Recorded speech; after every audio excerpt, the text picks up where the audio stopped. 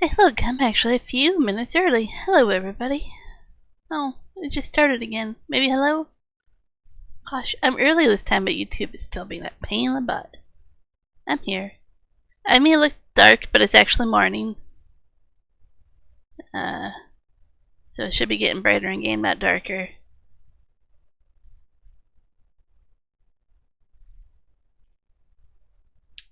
We have 6 fields I bought. I think I have enough money to upgrade the tractor engine. Lots of stuff to be upgraded and done. 2 of the 6 fields have nothing on them. Well, plus the 2 we already own. So we have some fields to seed. I think one says it has weeds, but on the map it says it doesn't have weeds, but when you walk through it, it says it has weeds. The corn fields and sunflower seeds, or sunflower fields, should not really wanting, but we can sell the crop.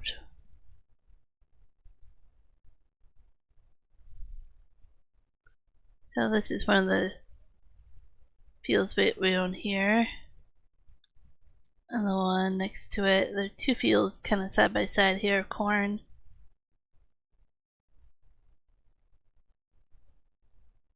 So that's 2 of the new fields. I went too far, so I was going to show you the new fields.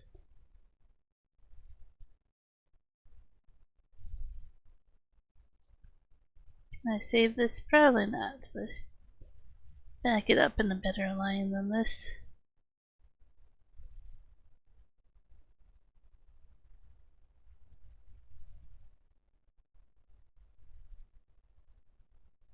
There.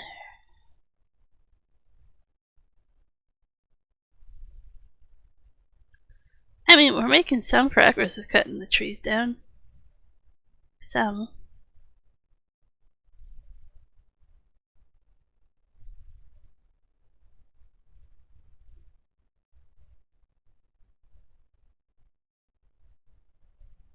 Back there. I got one of the birch trees gone. Let's turn the flashlight on. But the other ones are I can't get, they're too close to the road. But I got the one that was just hanging out here. I'll have to figure out. Don't think I can buy the property for that, all the farm roads and all that. Oh, I can buy a little bit, but not in between here. So yeah, these are the 2 cornfields. This is our forestry. These are 2 new ones that are just empty. We need to see 2 fields that are in here. This one has corn and this one has sunflower. So we have 6 new fields altogether. Plus we have a grass field and these 2. Plus forestry. So got some stuff to do here. Let's take a look here.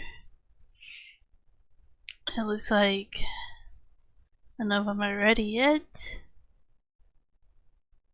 Probably contracts that we can do as well. I'll take a look. Oh, see, now the weeds are there in the corn, so we have to weed that one.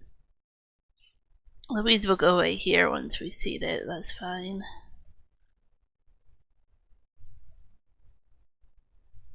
So, fertilization, all the new fields that need to be fertilized are taken care of. Besides that one needs another layer of fertilization. Hi, Michael. What needs lime? Okay, one of the fields we bought needs lime. That's not too bad. That's doable. Okay. So how should I handle all the stuff we have to do? Whew. I should look at contracts first, because those disappear pretty easily. See, I told you it'd be potato, sorghum, potato, and weeding. 7, 27, 27 and 7. Ain't too bad a field of potatoes. If anybody wants to do a contract for those, I'll let them, but I don't know. It doesn't seem like worth the money, honestly. A little over $2,000 just to deal with potatoes. Yes, Michael. I did read your comment, so I see how you do your temperature now.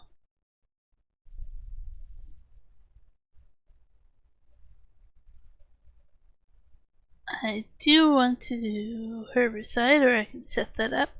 Not sure if anybody's going to join in game or not.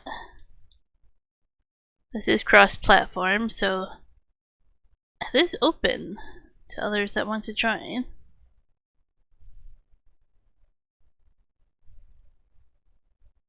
Oh, that pellet of lime. Let's see if I can nudge that in there.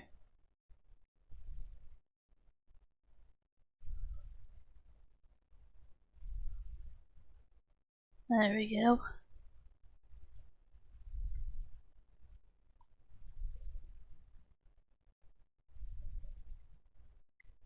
I think this has fertilizer in it right now, but I could be wrong.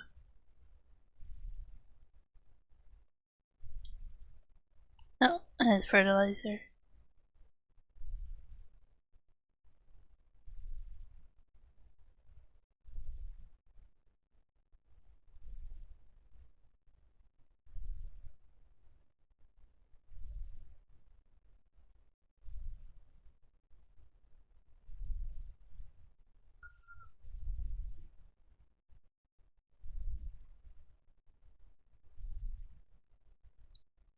Not sure if it'll let me empty this right here. Not enough space. Try that. Come on.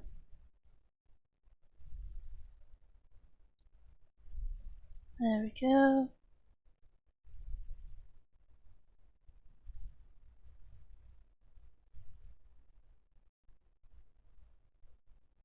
Yes, it is. I linked to one video about it. I linked to it up above. It's my pinned message. And there's also quite a few videos about it today, but I haven't had time to watch all of them.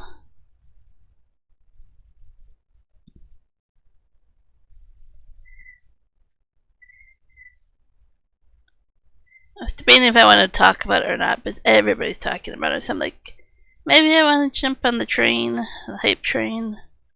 But maybe some people are just looking for a stream that doesn't talk about it.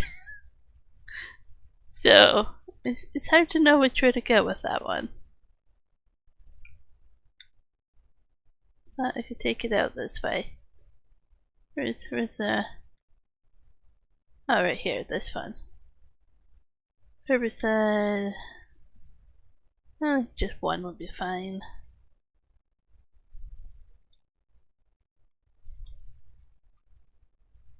So what do you think, Michael, then, of the video? I know you don't play the game, but you watch us play quite a bit of it.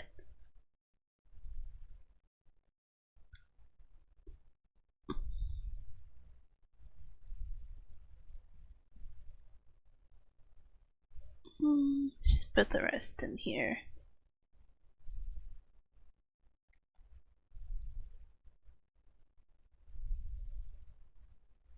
There we go, that gives me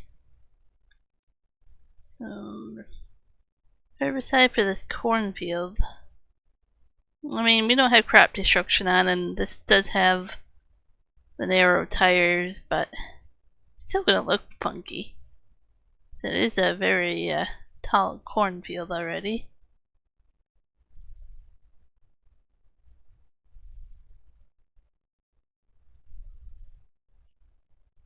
To bring that line back to the storage as well.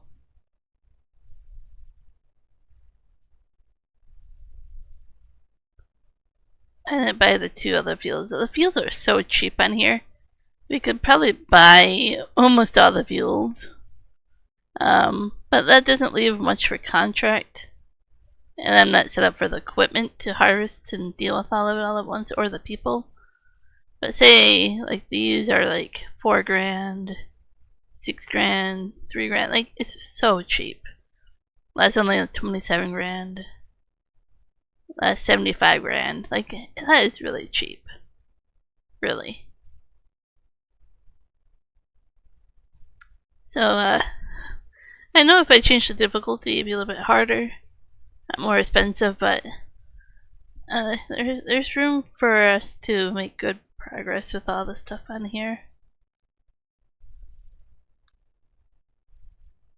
People want to help out. It definitely is very easy for us to own most of this map very quickly.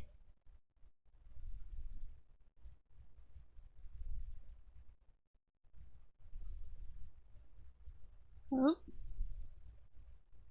Hung up on a tree.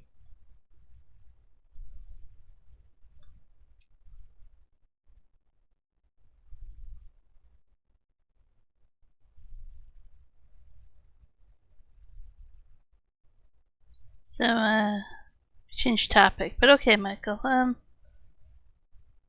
asked what you thought about the video, the trailer. So, they made the restaurant close down? Good.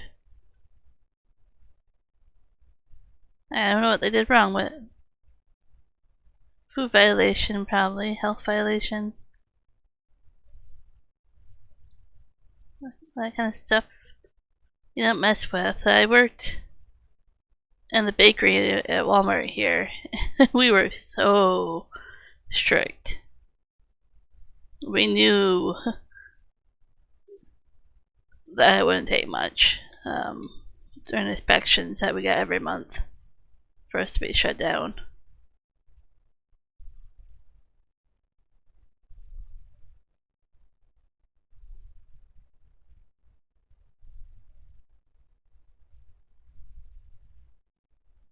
Looks like I'm combing hair. Combing over the corn.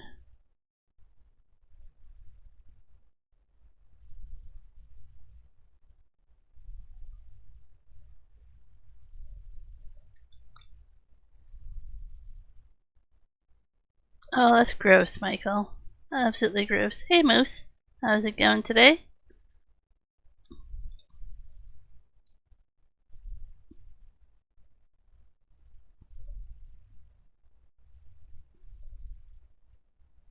I'm gonna call this combing the corn.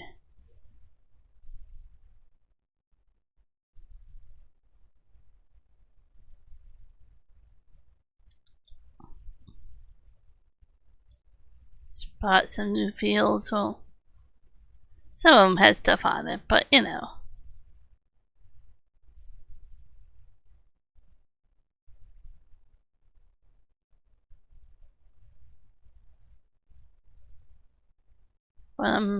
Two, 3 of them are corn, 1 sunflowers, and 2 of them are empty. Lots of work to do on this server right now. If anybody wants to join.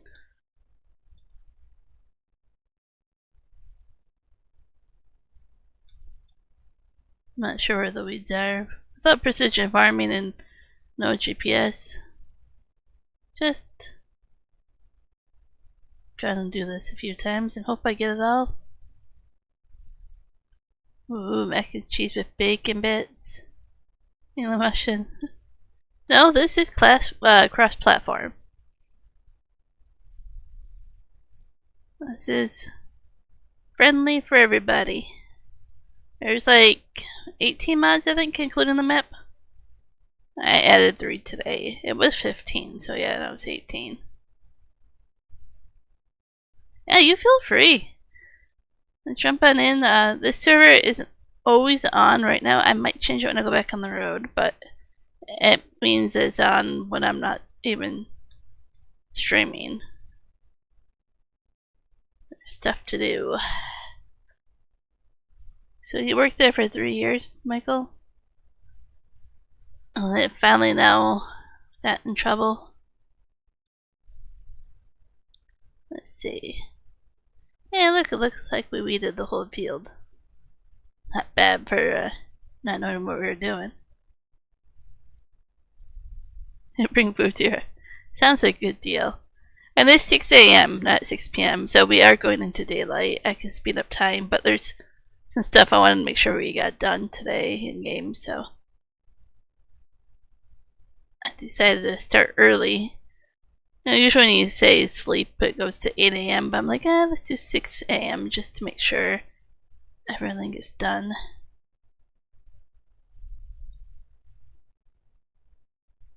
Mac and cheese sounds good right now. I had cottage cheese for lunch, so you're influenced me. Granted, I ate that like a half hour ago. I've had a busy day. Because of how hot it is, Michael, or I'm assuming because it's how hot you don't want to take a walk.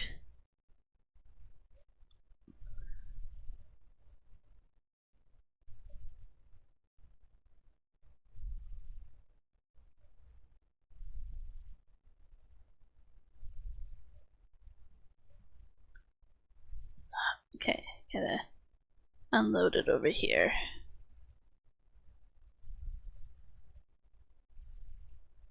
And then what if we refill this and make it one pellet? Does it work? No. Darn it. Okay, unload that. Yeah, I don't go out during the hottest part of the day, you know.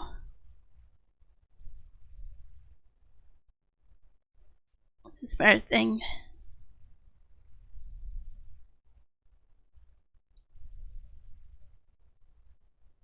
Yes, we have a forklift I can be using, but it's at the shop. So, I'm just doing this. I should bring the forklift over, but, you know.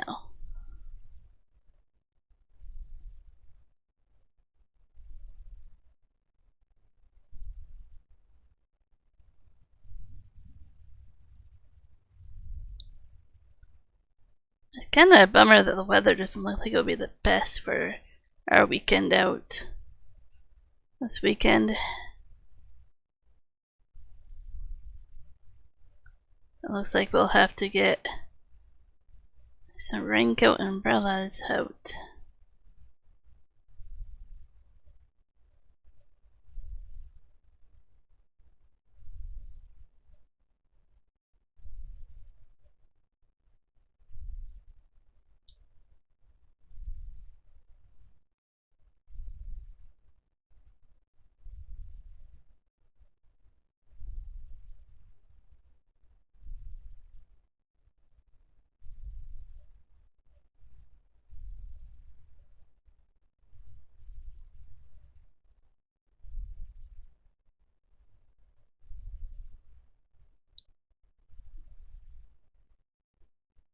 So, oh,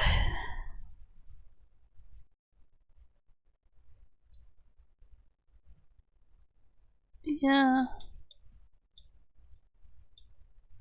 What do we have for weather? Not that. There, this one. Alright, Fahrenheit for you people. You Americans. 75 right now. At least this is what it says. 79 tomorrow? No. Where did the 79 go? 52 tonight. 68, 77, 79 on the weekend.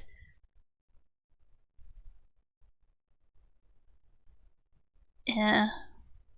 Hanging out in the upper 70s, basically, is what we're doing right now. See, Michael, see how it feels like? You know, it has it right there.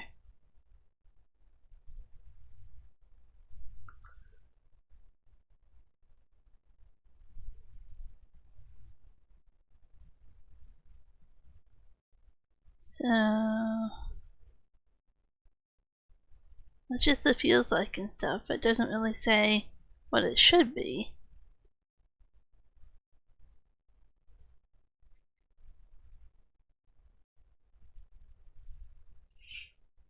kind of miss the old way they used to do it. But really, if you go to this one, this is the government one. That one's a little bit more accurate, but it's at the airport. You know, we were talking about that. Like, this is in the shade right now. Or almost the shade, and why I know that is because I can literally see the airport from where I live. And our balcony is in the sun, and we have a thermometer in the sun. So if I tell you this temperature, but I look at a thermometer who's sitting in the sun literally, is at the same temperature, and it's not accurate either. But sitting in the sun is not that accurate either. Like, there's no happy medium between the two, right? So yeah, lots of rain coming in as well.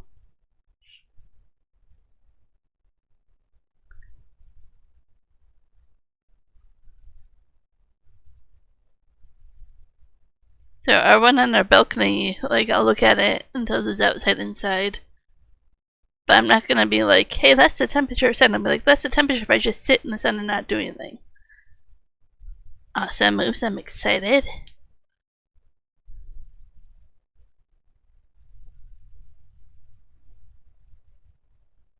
I'll give you some privileges. If you need privileges, you'll have to ask. I usually forget that part of the game. We'll join the farm first. I usually take privileges away just to keep control of them, because I'm like that, but you can always ask for them again. Oh, you had a safety vest on. Look at you being all safety. Safety oriented. Join the farm first. Oh, you did join the farm. I will give you manage contracts, cut trees. Those two for now. So, run down the things that need to be done. Whew. There's 2 fields here that are together as one. You can plant wheat or barley on that. Either or. You pick one, I don't really care. There's some wood chips over here that need to be picked up still. We own 2 new fields over here that I have not prepped at all, so we will have to pick up the stones and then we can seed them with wheat or barley and then fertilize them. I don't think it needs lime, but or you can do forestry. There's lots of forestry to do. This whole field up here we own full of tree. Or not a field. We're making it into a field.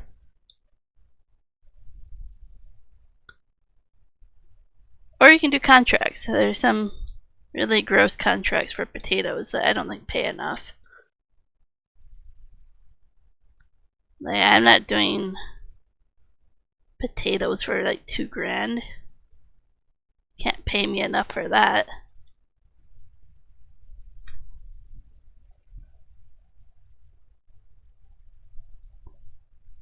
I like just to say these are the jobs, go do whatever you like, because that's kind of like the fun of it. It's like it still makes the game fun. Hopefully you'd be like, I know it needs to be done, I can go do it. Contract for field 16 for sorghum? Yeah, sure. We have the equipment, so you don't have to borrow it. You just take our own equipment. I think I gave you control of contract, so you should be able to do that yourself.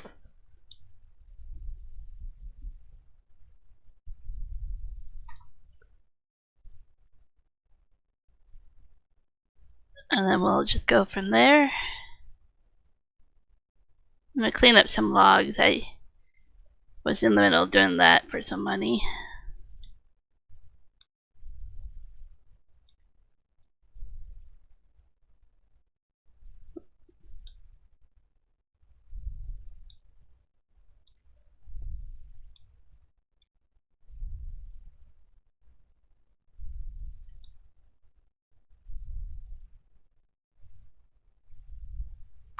So I'll have to buy a corn header to do the corn and sunflowers. And we'll probably just sell the product. I don't see a reason to keep corn or sunflowers. I think we want to do sugar beets, not cane. Barley, canola, sorghum, oat. I think those are like our top 5 crops that we really want to focus on.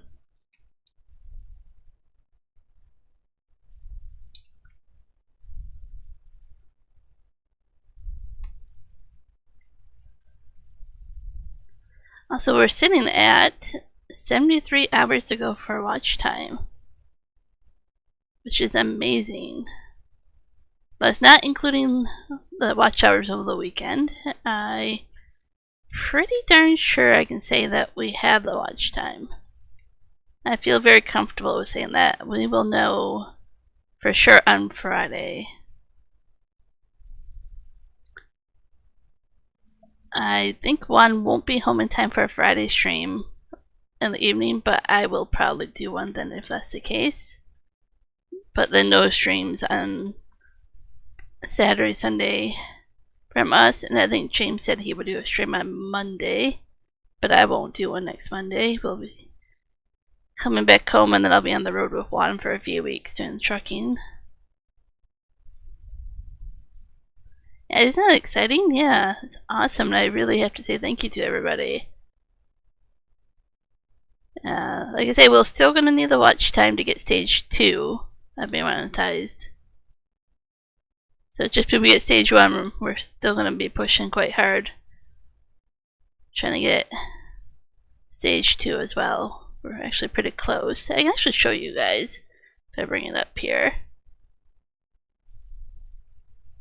Oh, clears. I go to this tab and I have to relog in because I'm a manager, so let's just do this. YouTube.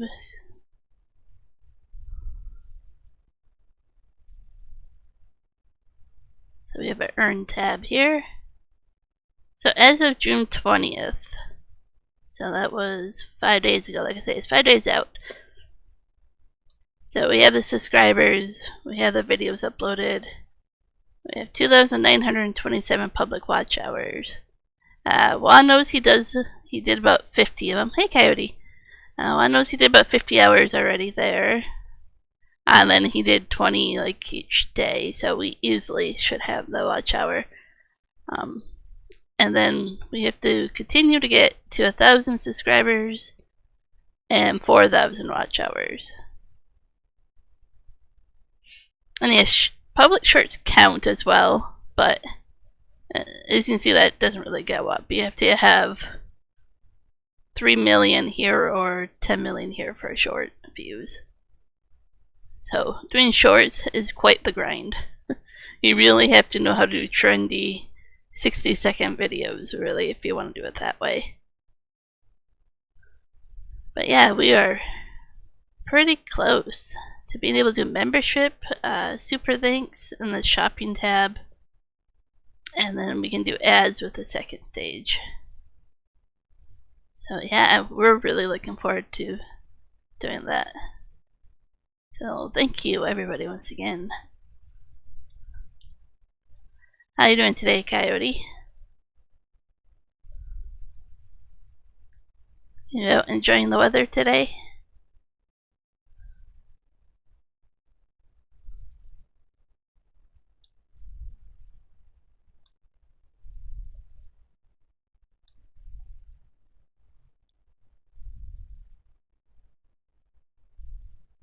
I see rain in our forecast, so definitely be interesting to get out and enjoy it now.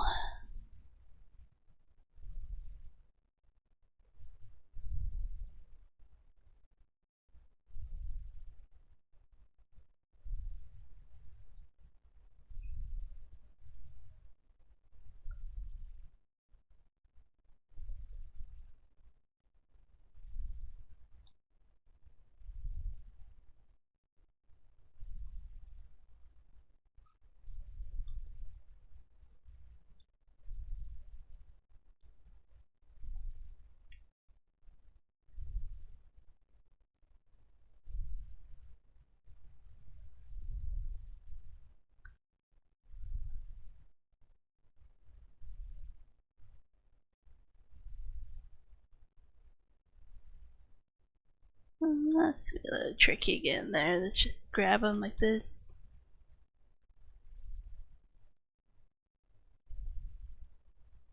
Or if I can restack them with the other one here.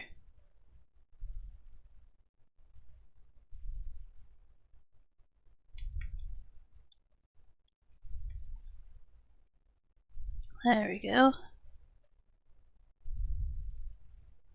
Looked at the maintenance on this thing. I'll have to bring it to the shop there and repair it pretty quickly.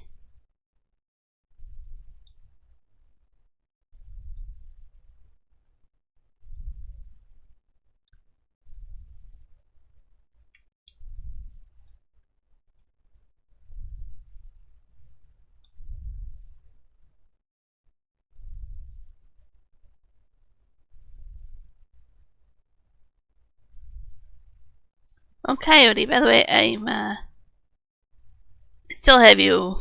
You're kind of still marked unread. You haven't read it. I haven't left you unread. I will get to your messages. I've just had a few busy days here. But definitely will take some time this evening to read your message.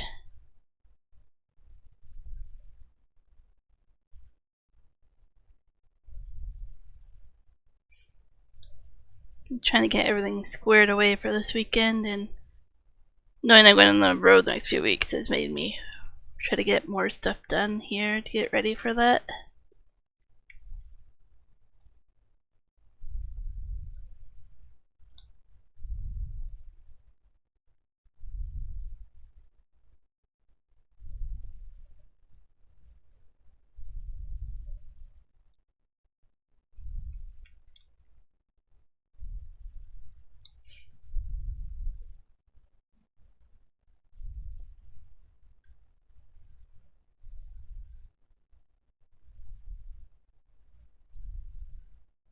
So Moose, do you play on the newest Xbox? I saw FS25. It's always only going to work on the newer consoles. Which, I'm kinda... Oh, I think, like, they're gonna upset a lot of fans, let's just say it that way. But at the same time, with the new graphics and stuff they're doing, they kinda needed to get rid of the old consoles. Okay, so you'll have no problem then getting FS25 then.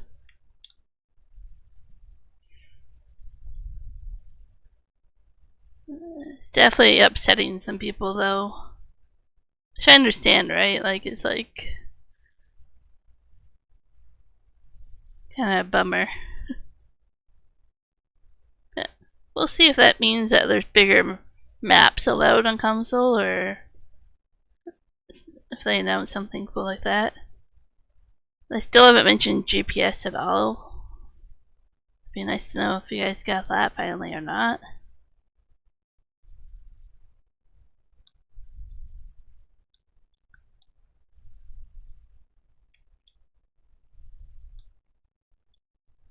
I read as long as they put GPS as base game or DLC, you guys would be able to use it. So it's like, why don't they just do that already? They've had 3 years to work on it. There's no reason why the new Farming Sim game coming out shouldn't have GPS.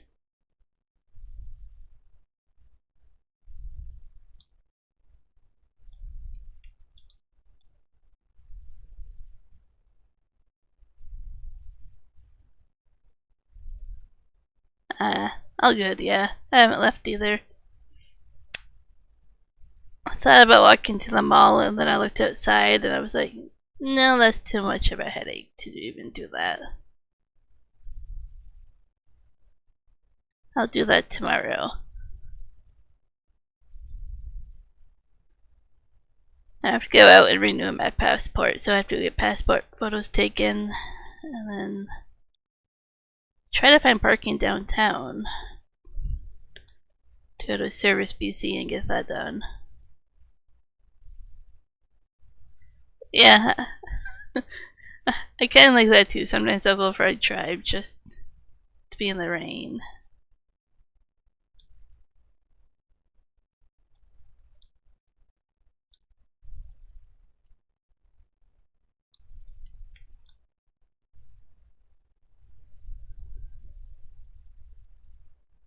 I personally was not a fan of camping in the rain, especially in cold temperature. Be wet and cold, not easy to dry off.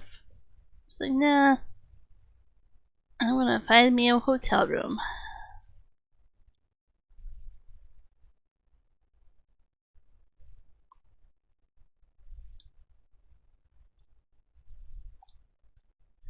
Drop that one where I want it.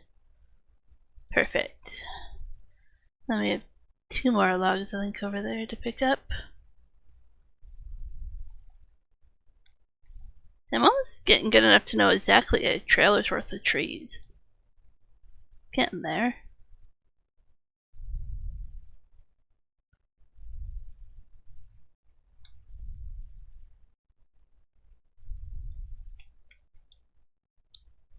Oops.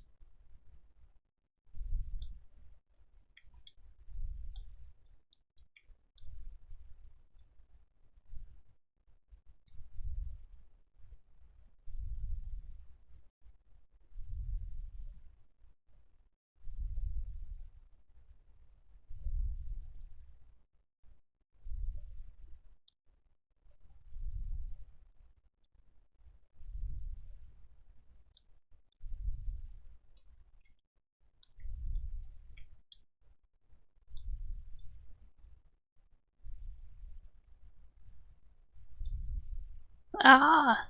Dropped it.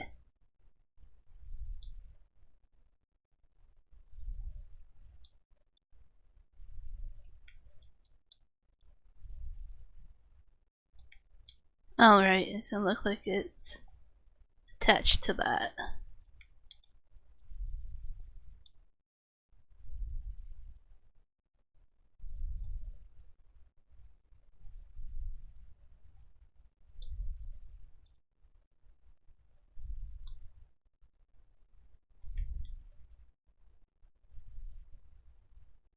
That should work. Just drop it down.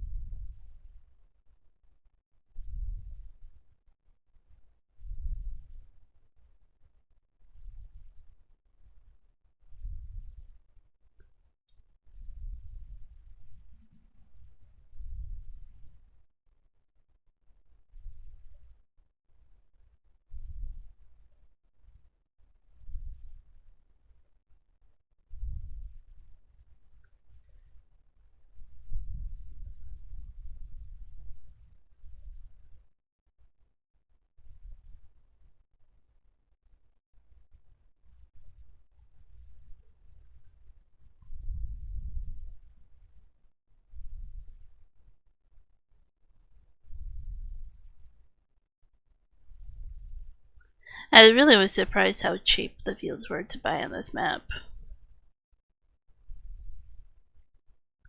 Hey Christian, how's it going?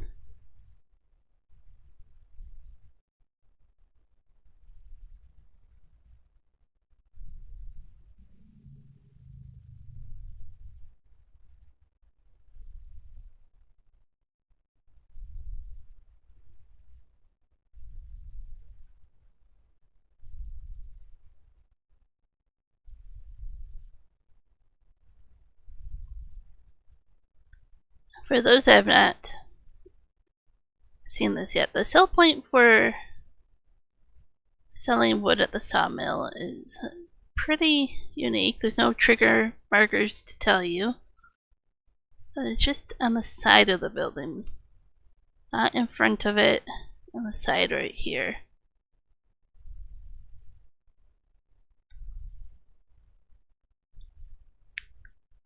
So, little tip there if you play Deerlands, where you'll find yourself selling logs. Kind of unique that they didn't place it on like the other side of the building over here where there's more room, but yeah, that's where it is.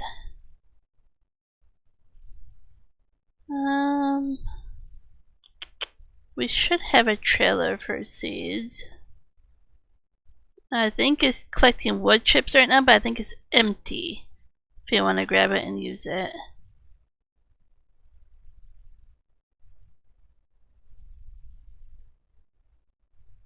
Yeah, you should be able to take, if you tab through to the one that's doing wood chips and take it, that should be fine. If not, let me know. I'm doing pretty good, Christian, pretty good. No complaints right now. So that means I'm doing good.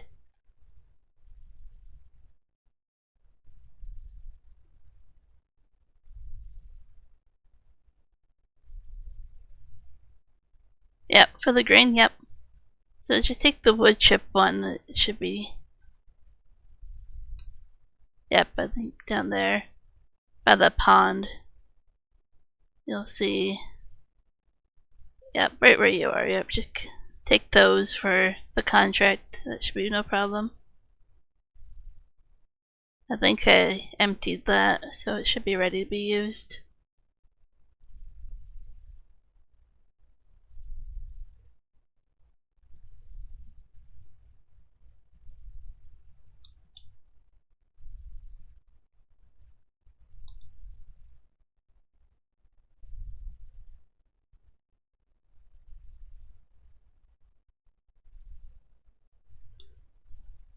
That's quite the distance. You really like biking quite a bit, huh?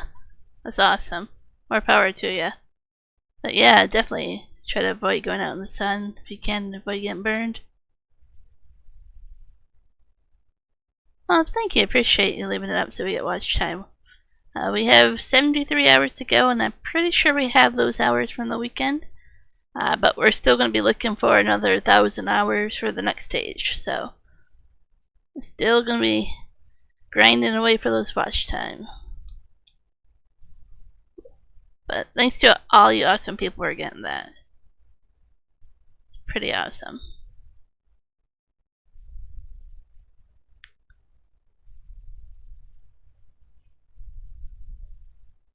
Let's go back a little bit farther and pick up the other tool.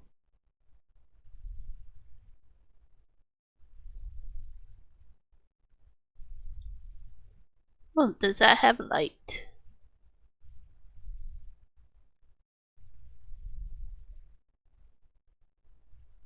Thinking I would try to clear all the trees you can see to like the firewood factory back there.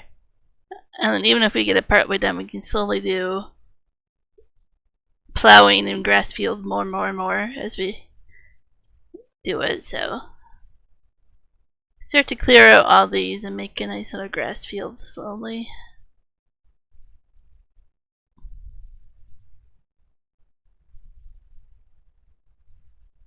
Oh, that's a nice sunny day for you then.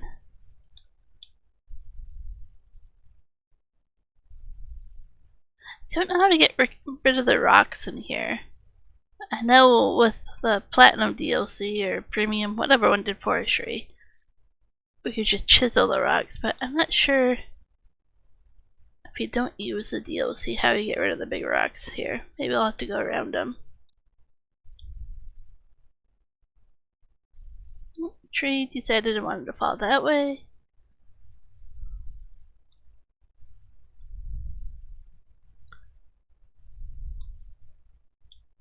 Oop.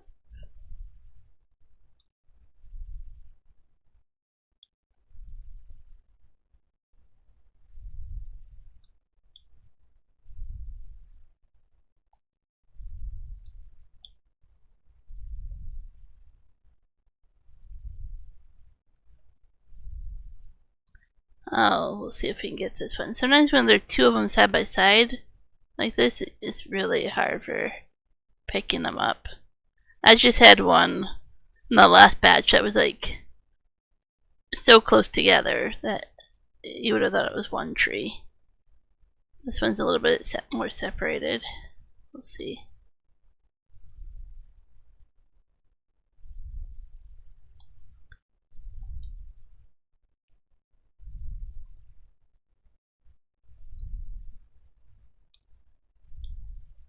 Okay, cool, I got it.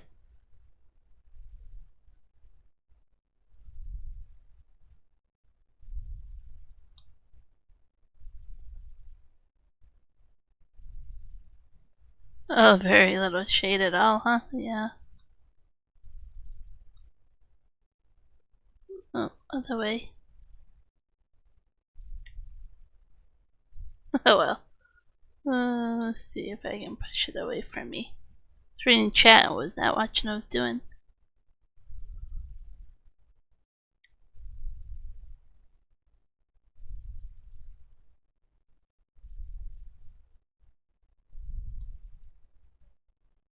There we go.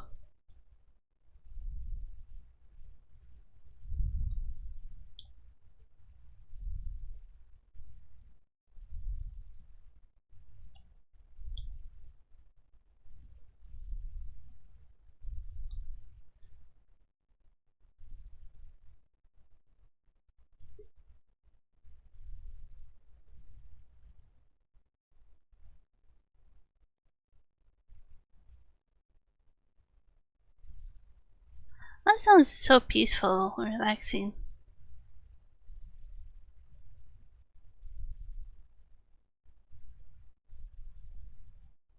I think you would like to bike where we live. It's a really beautiful area. You would probably enjoy it.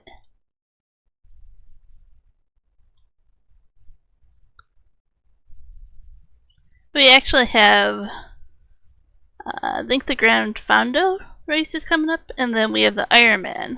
You probably are familiar with that because you're athletic. We have the Ironman in town at the end of August.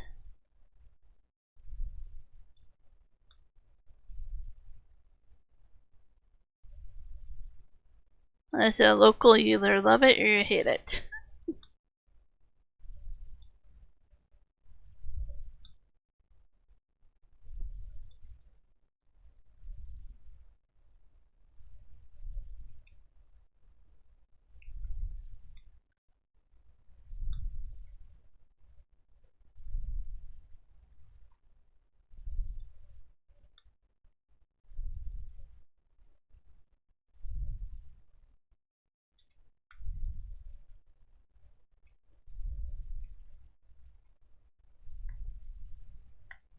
Come on, lift up the tree. Come on, there we go. Oh, you're kind of training for one almost? For Ironman? I don't know if she still does it. There's an old nun, like 80-some-year-old nun that when I volunteered for the aid station, she would do it and it was amazing. Uh-oh, Moose. Uh-oh.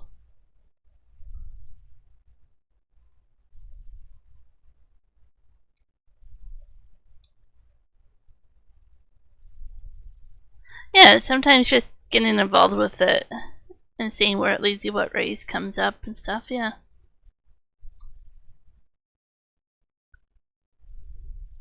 Yeah, I'm trying to get to you, Moose.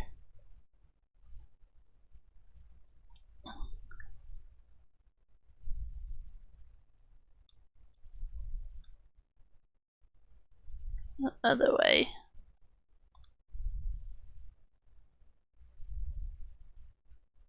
There we go.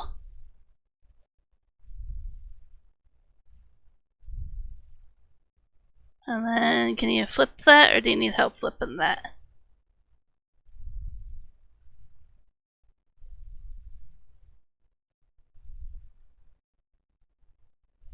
See the...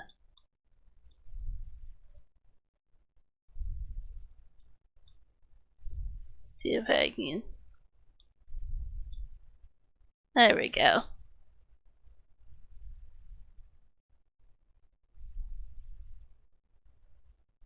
Yeah, no problem. I like helping out.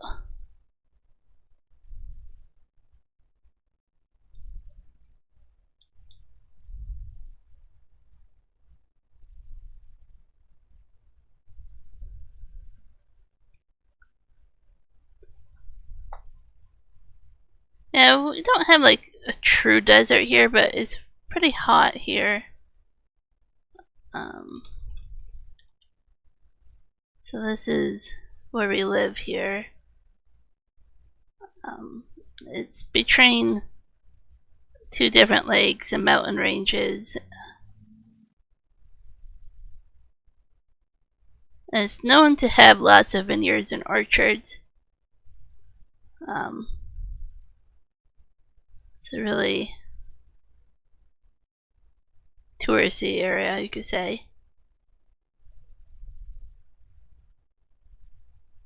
And beaches to enjoy on both sides of the town. There used to be a train railroad, and now it's kind of just a rails to trails type of area. Yes, absolutely.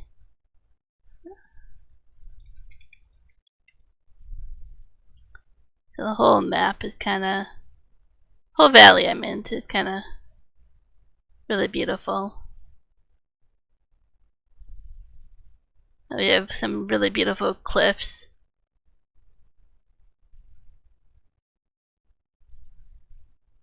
This is a town north of us. Has a floating bridge. And you'll see it in Juan's videos if you watch his trucking videos, but it has a very beautiful... Yes, I thought you would like it, yep. So Ironman...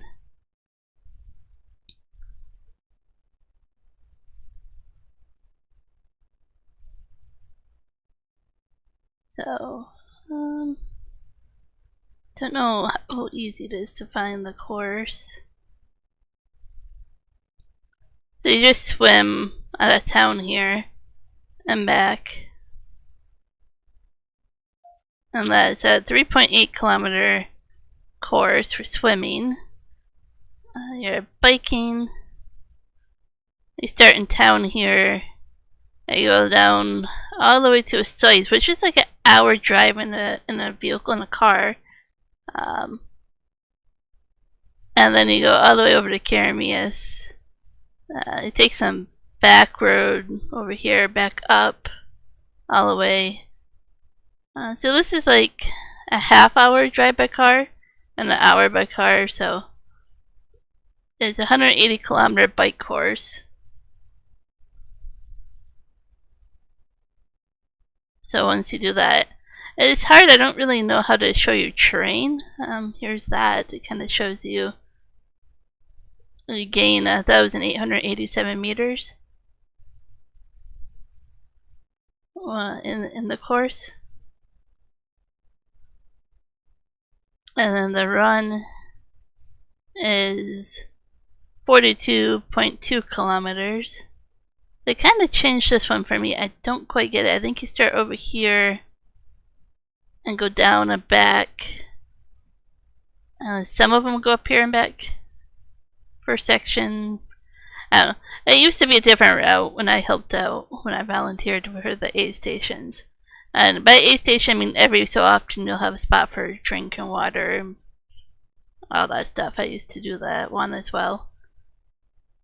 The Pro Series, I think they do a bigger stuff, but yeah.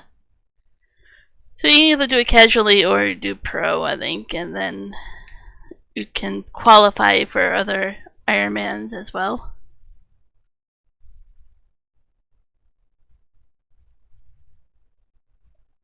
Yeah, it's quite the thing. The Grand Fondo.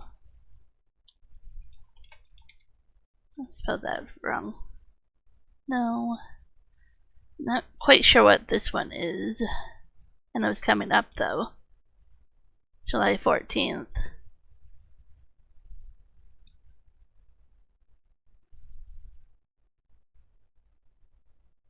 So, well, it depends on which one you want.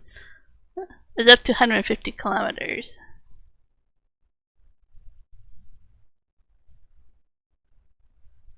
So it just depends on what route, I guess, that you go. I'm not sure what the roads are. Maybe if I click on it. Oh yeah, so this one shows you. They don't go as much as the Ironman does, but they go down and back around some back road.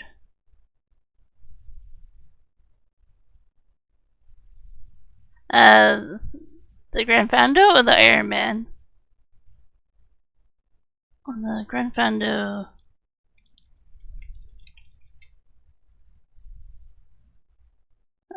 For the Grand Fondo, it's 93 miles for this race.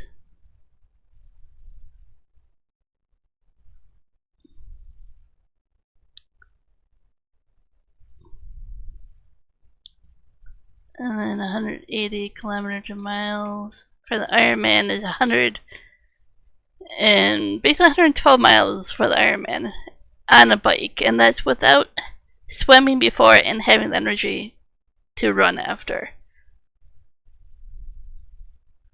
It is a grueling thing. It's called the Ironman for a reason.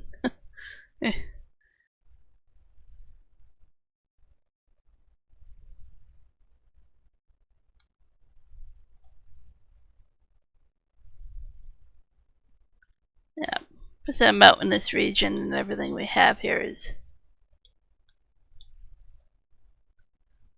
quite the race. Maybe someday. Like I say, I know they have a different version of it, and the Grand Fondo is another way to get used to it.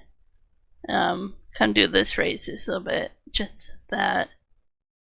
I think we used to have other races, but I'm not quite sure.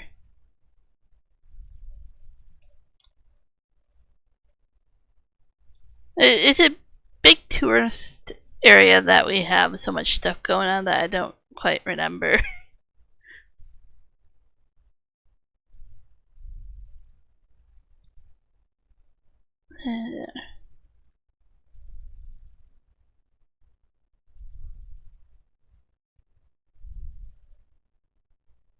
Just gonna park this here for now and pick up the other. Oh, you're gonna fall forward, never mind.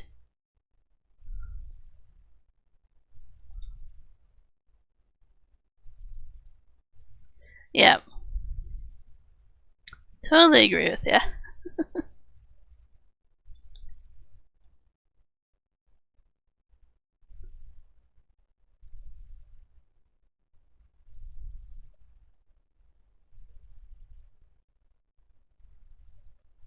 But there's nothing wrong doing it your way. Nothing wrong at all. Like, just take it casual. See where it leads you in 10, 15 years, right? Like, you have to maintain some fun with it.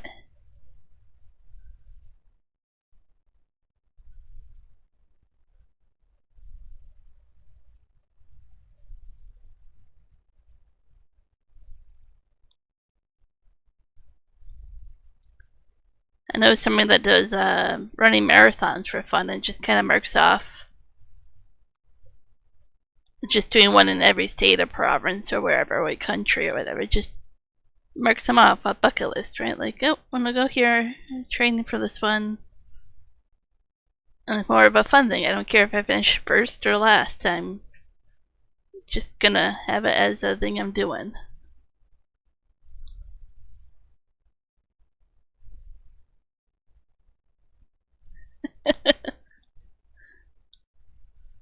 Yeah, I know, we kept you up longer. Sorry about that.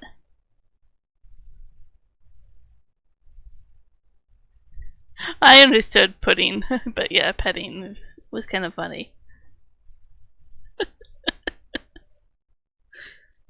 That's how bad Juan is at spelling. Sometimes I'm just kind of used to just figuring out that quickly what is meant to be said. Alright, I'm throwing Juan underneath the bus again.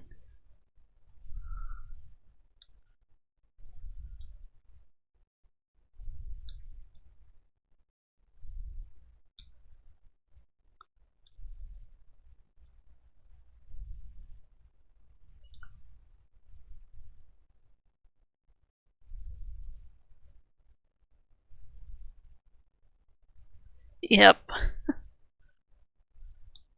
Mine does some funny stuff too.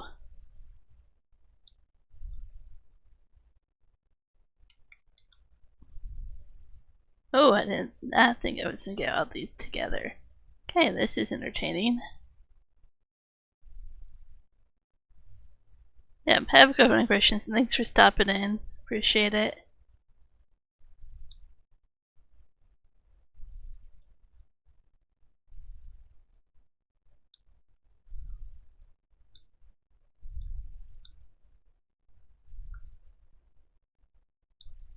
don't know if I can get all these in here. We'll try. Okay, cool. Just do a couple more trees. Fill that up and then probably switch to a different job for a bit.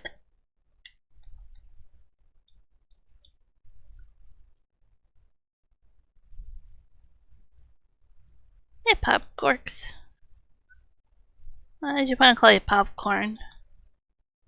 Just seems much more fun. I love popcorn. I can't have it right now though. Not without issue.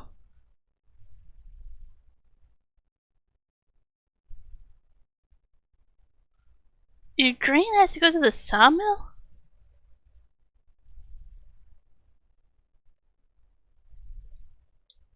Well, that's weird. Oh, to the grain mill. Gotcha. I was like, I don't know where the grain mill is. Probably this one, that one. Nope, this one. Oh, it's a mystery. Oh, down here. Grain mill. Gotcha.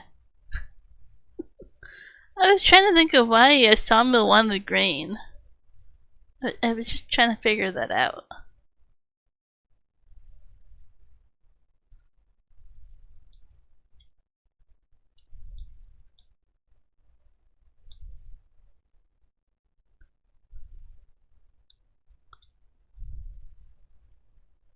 So if they had that much of a problem on the map with sell points,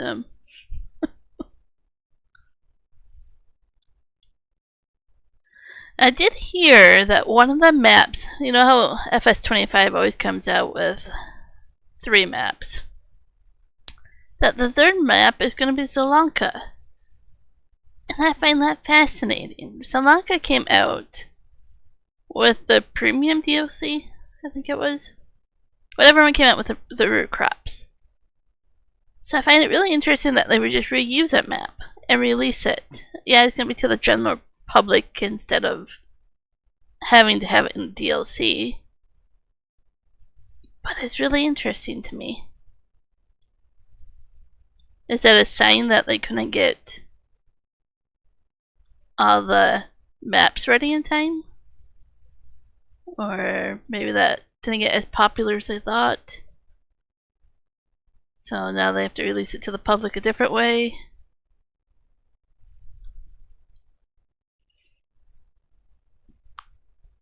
I started, well, what's the French one? I started the French one when it first came up. I don't have it anymore. And then, well, I've changed maps quite a bit. The old stream farm is one of my favorite ones to play. And that's a small map one. That one's a lot of fun for me to play. And then I've tried quite a few others in between.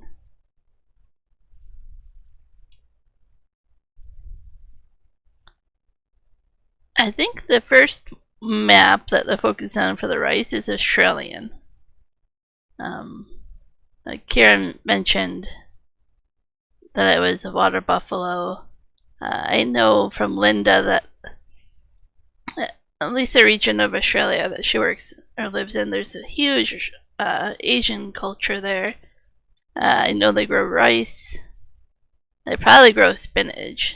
That has been teased that you also can do spinach.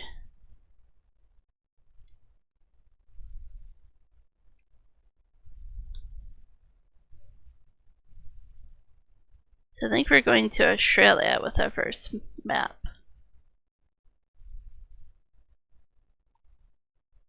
And then the year 1 season pass, you can see the new map has Highlander cattle, which is kind of like Scottish.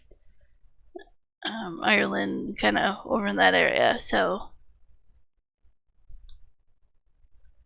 I think we're going to be getting a European map. I forget what the second map is that's going to be released. I would have to look it up again.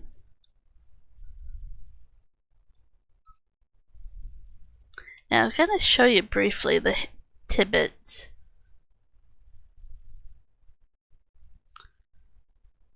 So people are kind of guessing where these are taken from. And some people are like, maybe it's North American. Some of them, like, it's really hard to tell. The backgrounds, right? Where things could be. Because you don't have, you can't look just at the tractors, right? You have to look at every little tidbit in this game, in these screenshots. It's like hinting at a new crop, maybe? It's hard to know. But yeah, it's really hard to see in the screenshot here. See if I open it. Nope, that doesn't work that way. And there's some Michigan maps I want to play, Moose. I don't know if they're cross-platform friendly. It has been on my list to play those. I played one for a little bit in FS19. Or, yeah, I think. But never on a stream. So people are trying to guess what these are. This could be like machinery, right? But like, is it a spoke of a wheel or a harvester head or something? I don't know what you could give us for the plains and prairies that we don't already have. But you know, the rocky cliff face kind of reminds me of what you have in Wyoming and stuff. The stars align. A lot of people say the Star Tractors, the company, the brand. Some are saying maybe GPS. But I see like a tire on rough terrain with spitting out water or dirt or something. And then there's a new map, which, yeah, like I say, there. If you zoom in close enough, you can see the cattle. So they kind of say flood with the fields with rice, new crops. It's a lush East Asian landscape, a North American environment, or a Central European location. So we know Central European is Sri Lanka. 2 types of rice, spinach, other new crops, choosing from well over 20 overall.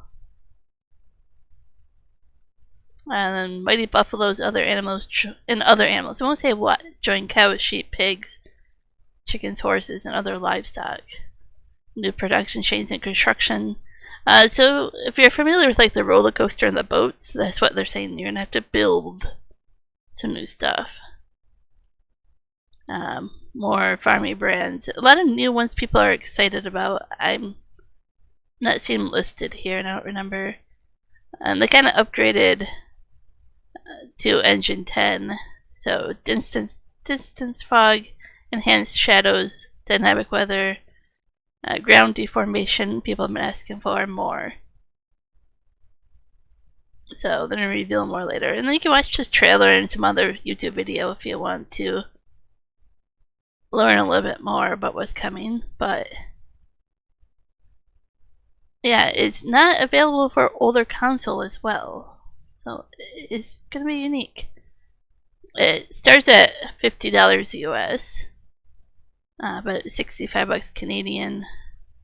And that includes the game and the year 1 season pass here if you buy it for $103.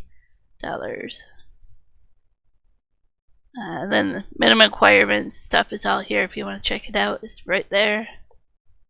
I think my computer will barely handle it, so that's kind of scary to think about. Might not be able to play it. We'll see. Well, I'm allowed to cut this tree. I promise you I own this tree.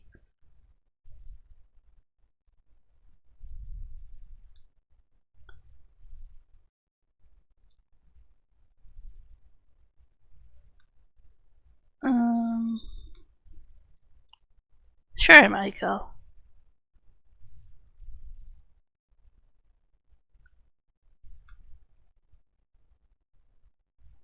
Okay, so it's not just a giant thing. It's a thing that Xbox and PS are doing. Gotcha.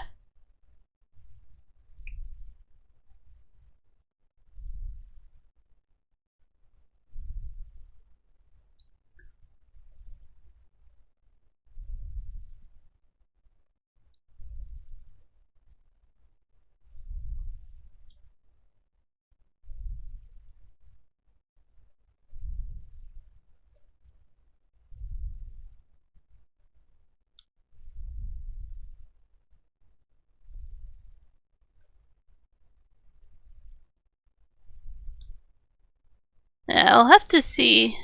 They're gonna release more PharmaCon next week, and then they have a few months to release more and tease us with more information. But I want to see real gameplay.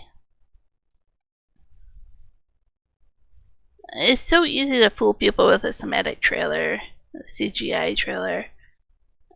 Anybody can put one together and make it look good, but what's the gameplay, right?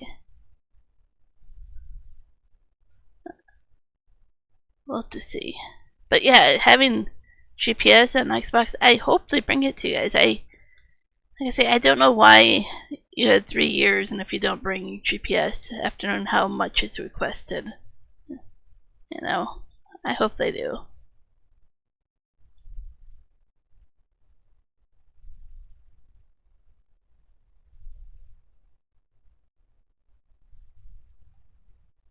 Interesting.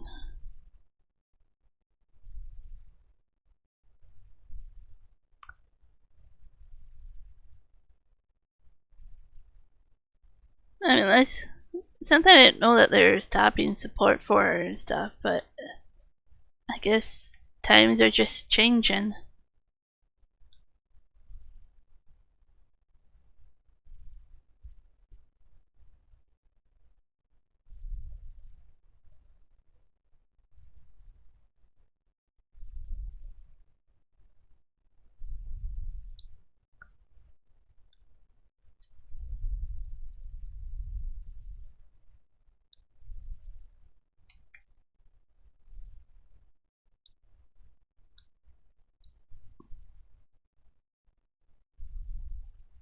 Yeah, that's one thing I'm thinking. There's probably a big limitation to better graphics, and Giants did upgrade their graphics engine.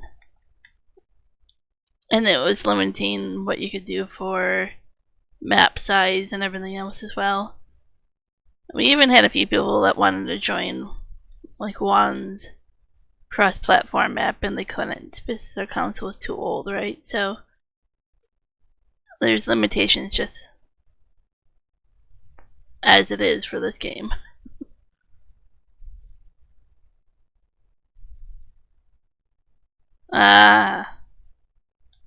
So that also has downfalls there.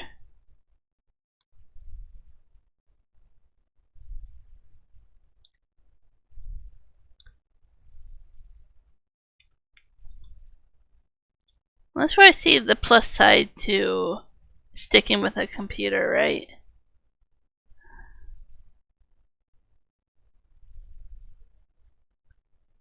It has its limitations as well, but it's easier to upgrade and play older things on it as well, right?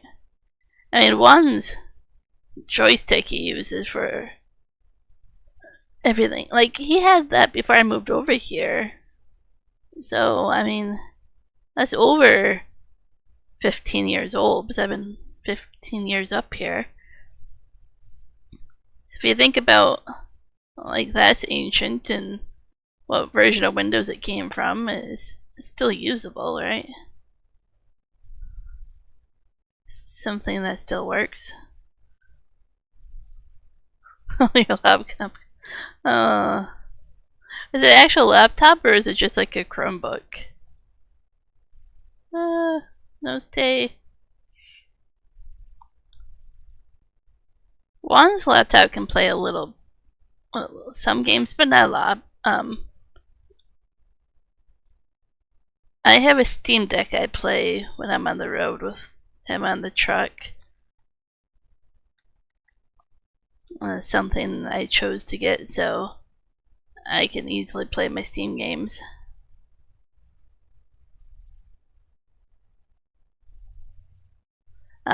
So it's one of those special laptops, and that's meant just for tax software stuff. Let's see if I can get this on. Oh, sorry, farmer.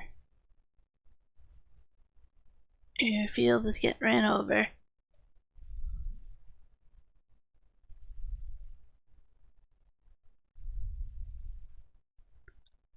I will eventually have to replace my computer because it's getting so old, but I'm hoping by then we'll be in an RV and I'll just get a framework.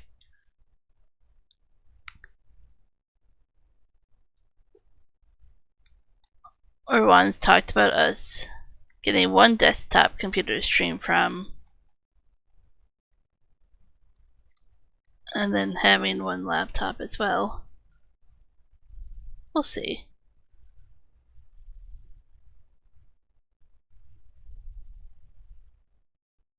Oh, I somehow did that, didn't I? Well, you can make multiple trips. Or is that too much of a headache? Why does it feel like I can't do that? Maybe it's bungeed into that one. Oh, you gotta be kidding me.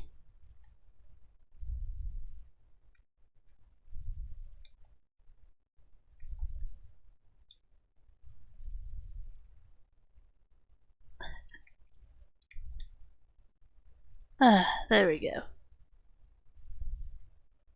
Sometimes the tension belts get ya.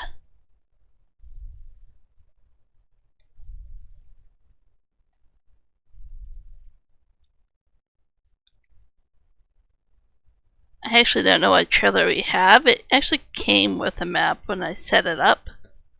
A lot of the equipment did, and I haven't upgraded everything yet.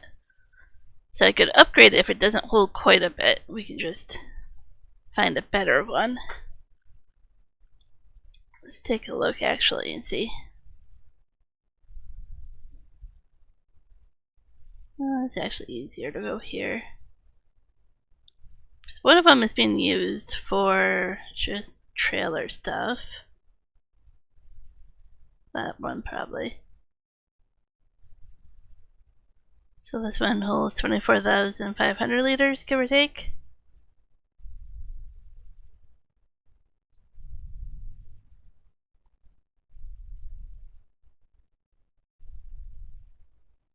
So that one.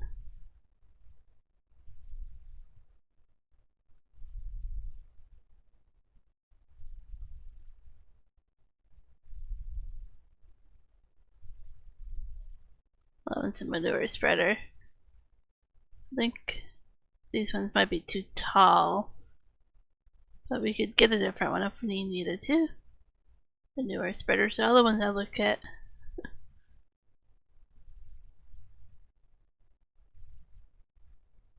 Yeah, so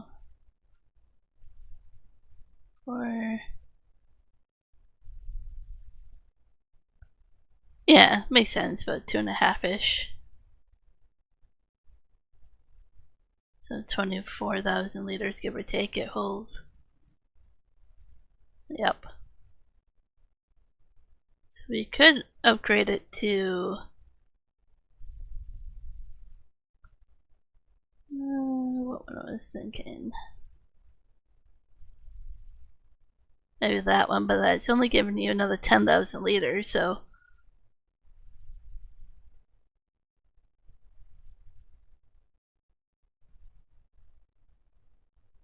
these ones, I don't know if they'll be too heavy for the tractors we have. Something else I'm trying to think of is how much the tractors can actually pull. But I mean, we could do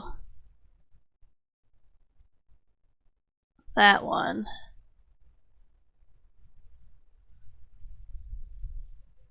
For 34. If you think 10,000 liters will make much of a difference, we could do that one.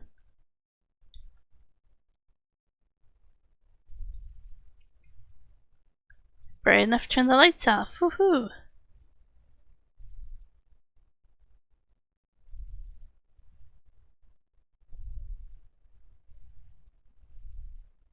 Okay, so we're 80% done. Making good progress there. And it rains in the forecast, so it's a good idea to get that done.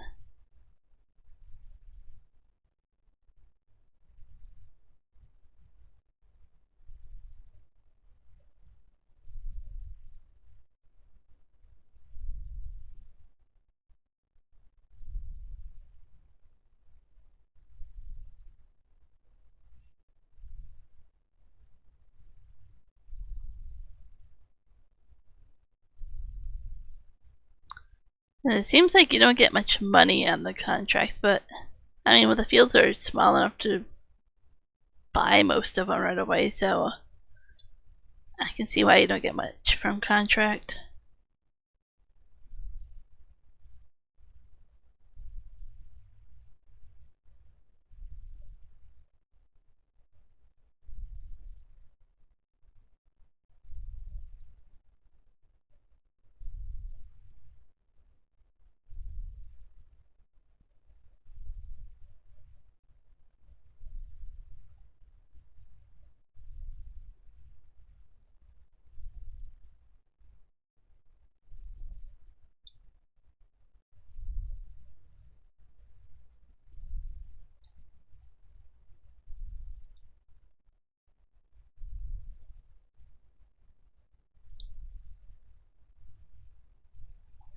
Decent amount for the trailer of wood there. Then you get about 20 grand, so get a little over 23 grand. Not bad.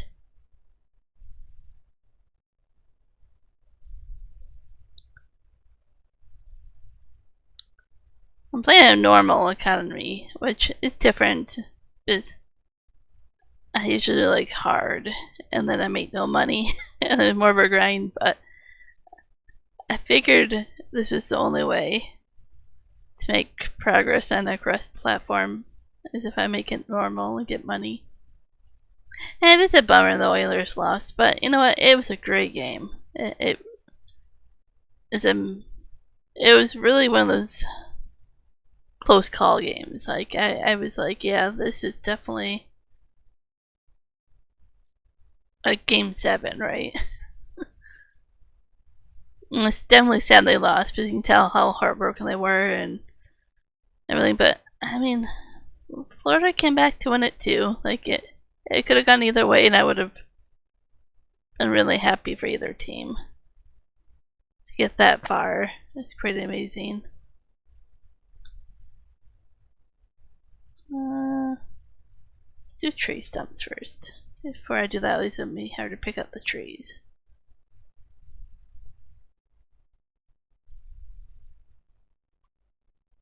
Awesome.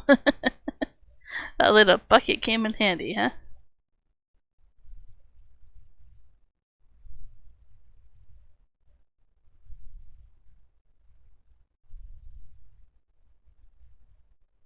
Yeah, we'll definitely have to upgrade our equipment. If we have enough money, I can probably upgrade a couple things now. I was debating the tractor engine or a new tractor. And then, yeah, we can do trailers and stuff as well.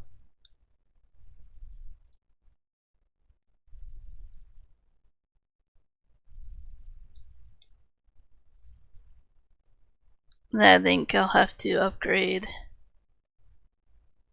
some forestry equipment sooner than later. These people won't help with forestry.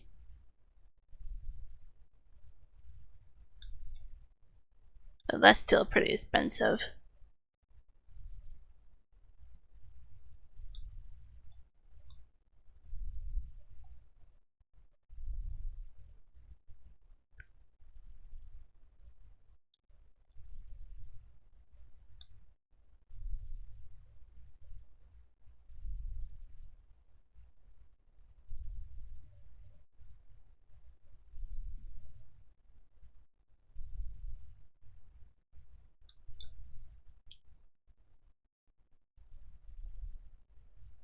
Where'd you get that from, Michael? Why you put words in one's mouth?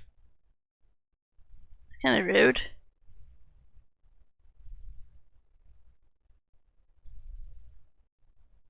Exactly, right, Juan?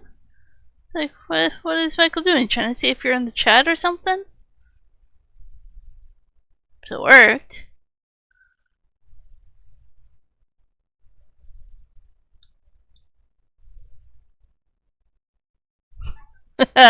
Too late, Michael. We read it. Don't worry. Wouldn't be surprised if your blue wrench is gone too. Nothing, huh?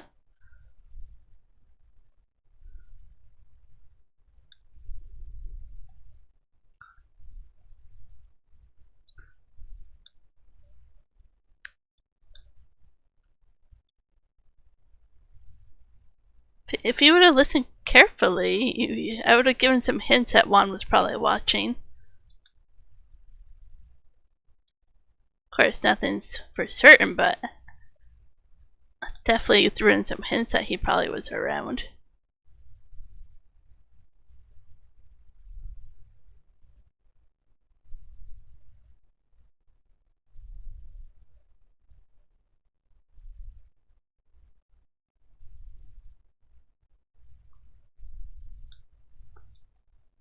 Awesome, Moose. Appreciate your help on the farm. Like I say, you're welcome to join and help out.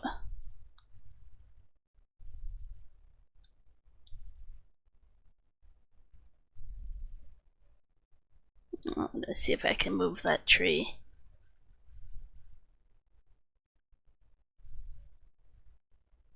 Okay.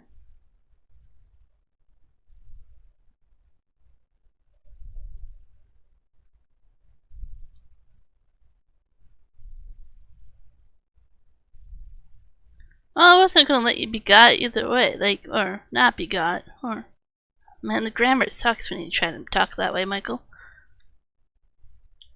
I wouldn't stand up for one either way about you trying to put words in his mouth.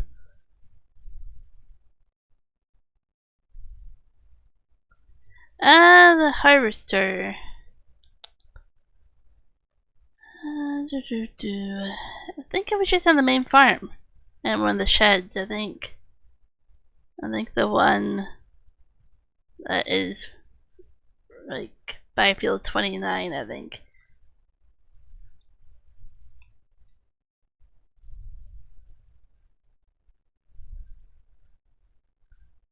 You better be sorry, Michael. Don't be going putting words in people's mouths, man.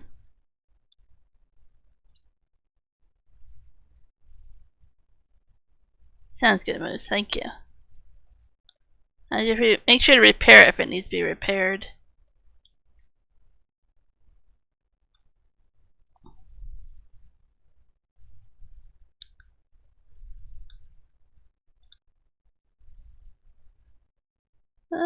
Tree.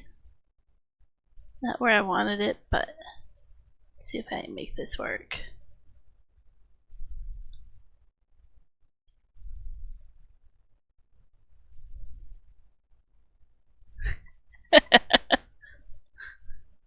Feed me, I'm hungry, feed me.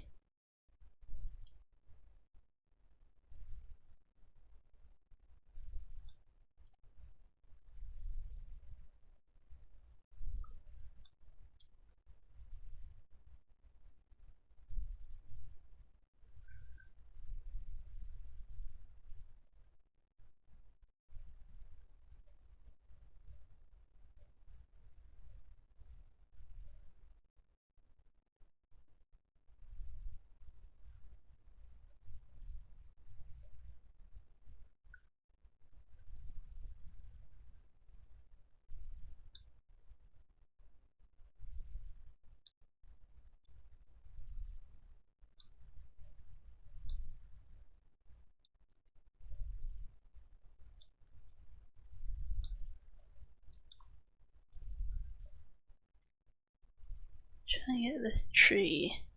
The birch ones are always the hardest.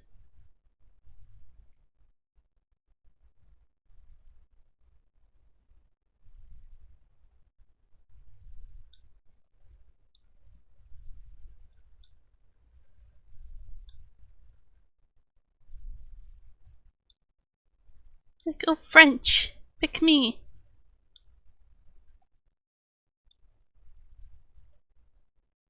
I've been studying French. Okay. Maybe I'll have to pick a different tree.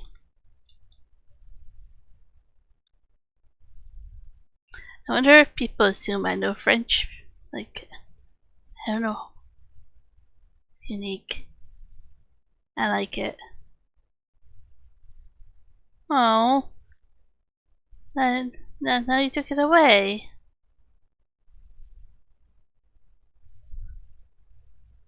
Now I don't know what that one says. Like, I can see what it might mean, but no, I don't. Something about a metal pony. Santa.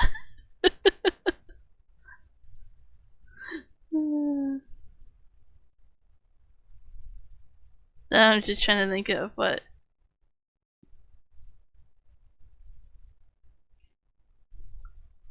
I'm good for you, I'm happy for you, then something about a metal pony.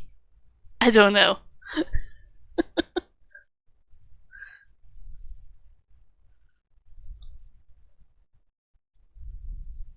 Duolingo has not prepared me correctly.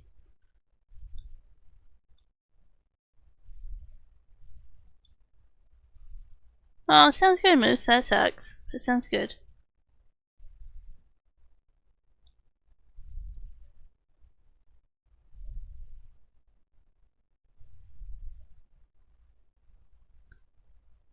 Sounds good. If you'll be back, we'll see who gets to it first. A little tipsy there. Putting the legs down on the back of the support beams are the same controls you use to move that harvester. So it's a little bit tricky to get one or the other and remember to do both.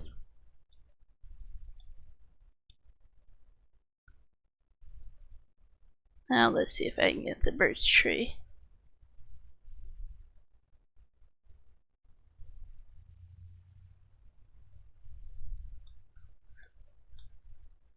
Michael has you thinking now?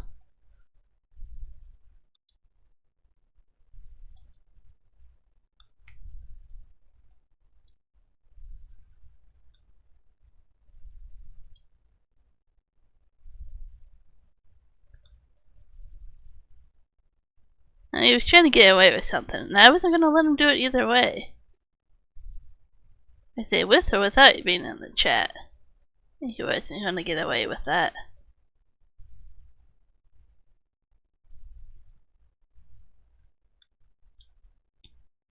Oh yeah, I know the other person that you're referring to.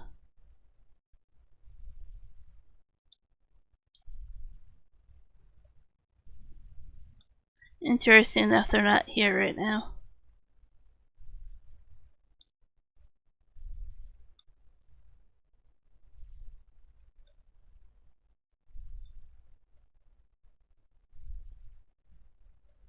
Two trees to the okay. I'm still trying to figure out the metal pony. I mean,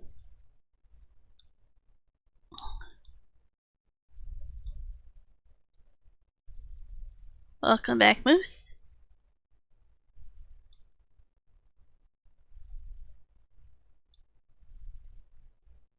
No, I took that down the wrong way. See if I can save this. Probably not. Bring it over here by itself.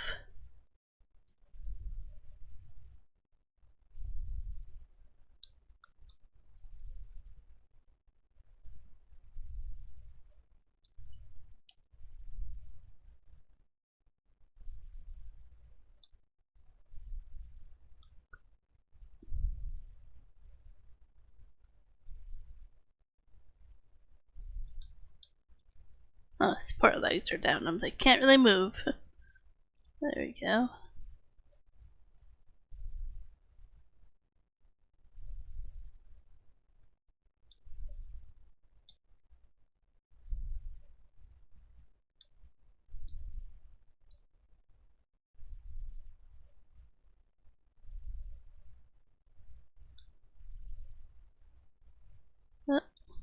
One day I'll stop doing this to the controls. the reverse of what I think they are, so I always mess it up. See, I go this way, but then I need to go that way. Whew.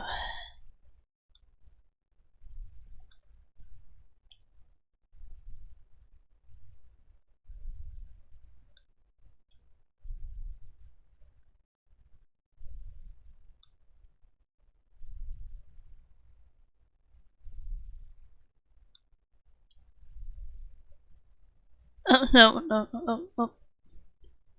Crap. Can I pick that up again?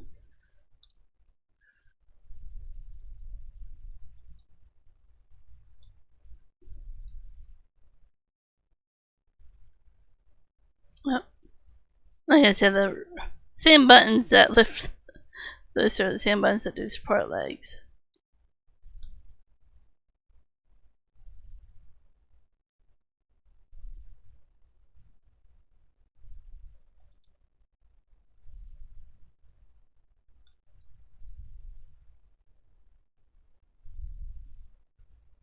Oh, one question I'm asking Michael is I doubt you actually watch all the one's videos on the trucking channel.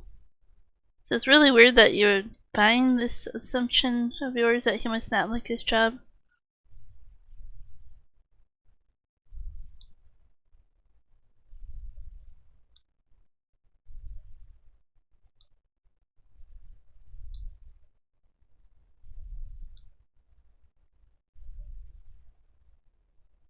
So close. Come on. Something I would like to do in real life is find a claw machine. After all this kind of working back and forth with this machinery, maybe I would be good at claw machines in real life again. Maybe I would have mastered them.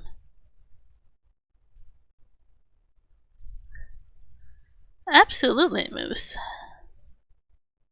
And yes, there's good days and there's bad days, but it does not mean he absolutely hates his job in the new company. The new company is amazing. I mean, compared to what you could be having or getting, it has its hiccups like all jobs and companies, but greatly enjoying it still.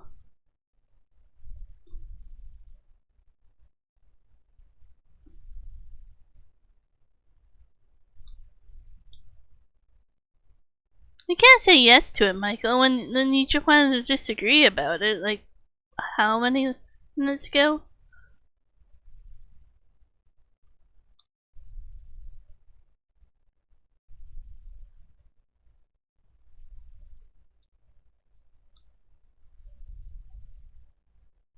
It's like, yeah, we're not, for example, getting the Ontario runs that we thought we would right now, but a new company having a really amazing contract for loads going to Vancouver right now, you're going to take it as a new company to get your feet off the ground. And then after that, you'll focus on expanding where you're going. But the contract they have in Vancouver is pretty amazing. It's a good chance to get the revenue you need to run a company. So of course, there won't be runs to Ontario right now.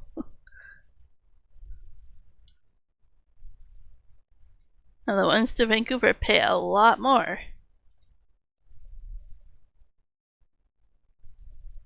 But no, tree, go the other way, tree. Bad tree. Fine.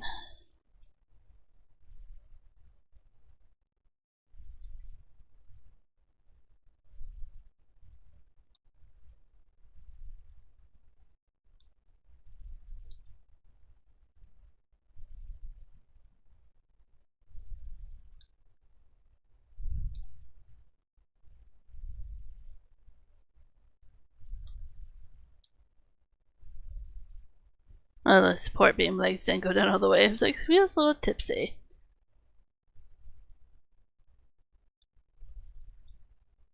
Okay, clean up these trees. Oh, there's probably a tree stump I've gone over. Go figure. Oh, it's a rock. Right, the rock that I don't know how to get rid of. I might have some rocks we have to work around.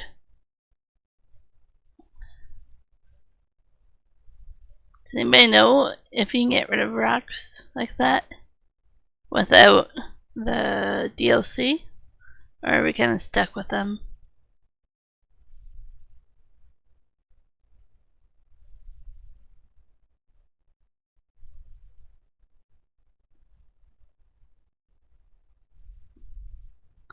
I usually grab the tree stump here, grinder for a back weight. I also am getting a froggy voice, so I'm gonna get some tea here while I do this.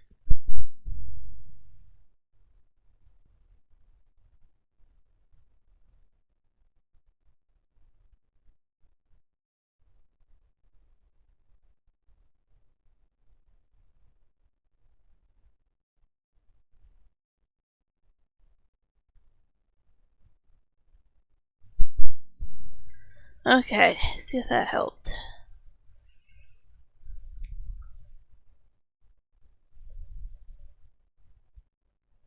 I have a cup that holds 4 cups of liquid, and then I have another cup next to that. That one probably holds like 2 or 3 cups. So I usually have lots of liquid around me to drink. Keep hydrated.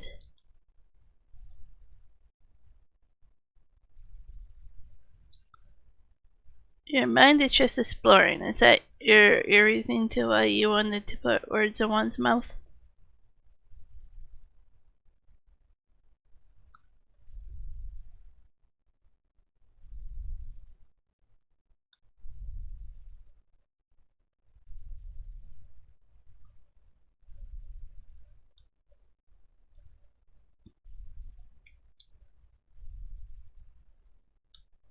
So your mind is exploring something else then. Come on, move the tree.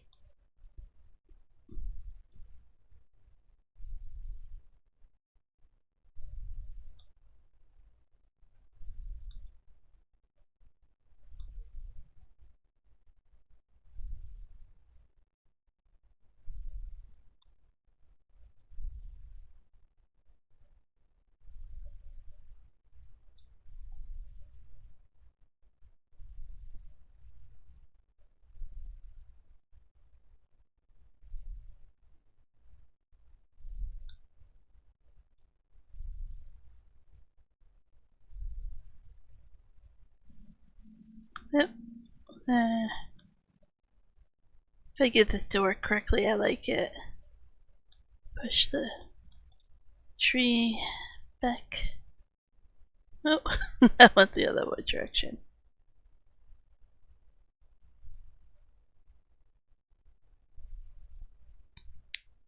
There hasn't been much of a hint at all for logging in Festa 25.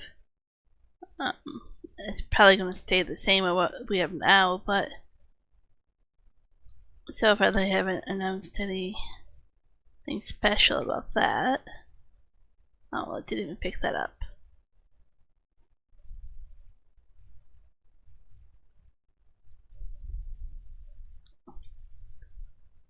I'm really curious to see what else they announce. It really seems like they want to do a lot more different crops and a lot more different animals. And they were working on different productions and stuff as well. And like I said, it sounds good. It sounds like it could be a good upgrade. I just want to see some gameplay before I decide.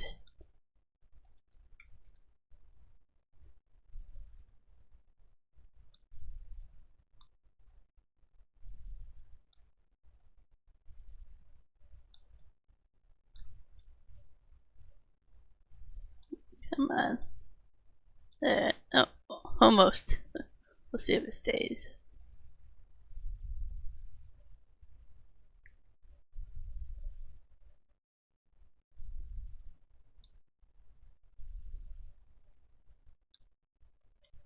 There's definitely maps out in FS22 that already do rice, but to have it tuned with the base game will be pretty cool. I'm hoping that they do more southern crops though. I really would like to see coffee or peanuts. Things like that as well.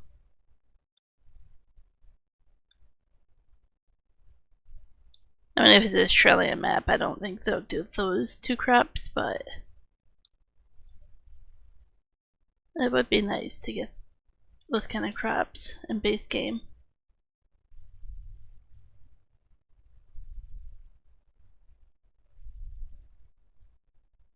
Oh, anytime, Moose. Absolutely anytime.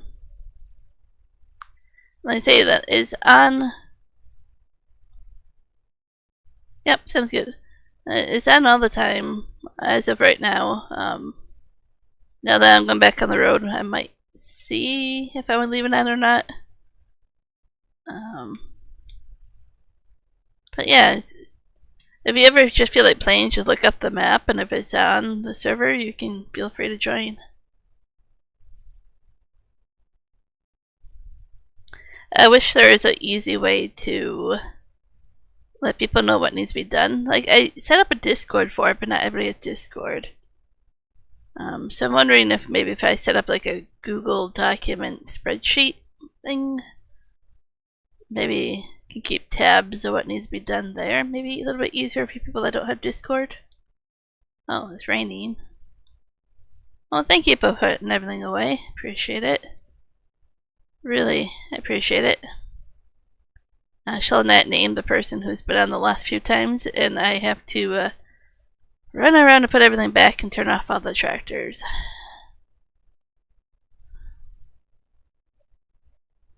And things are always left random places.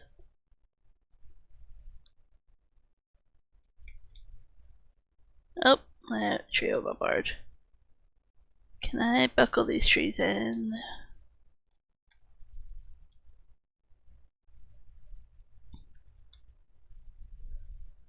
And who knows, maybe next map I play might be a Michigan map. I was thinking about it.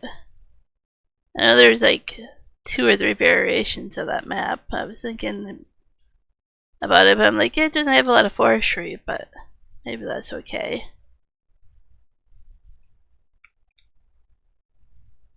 Yeah, the header's a pain in the butt.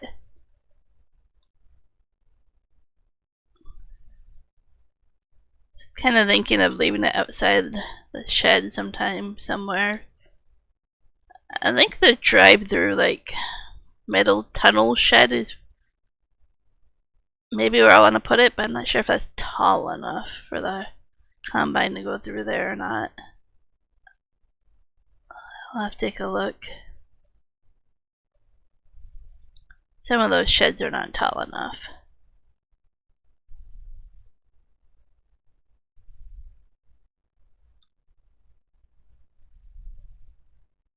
So the 3 mods I added is a bigger plow, because last time we felt like we needed a bigger plow. I added a roller that can do grass or field or mulching. I think that'd be handy to have just one device that does all 3. And what was the 3rd one?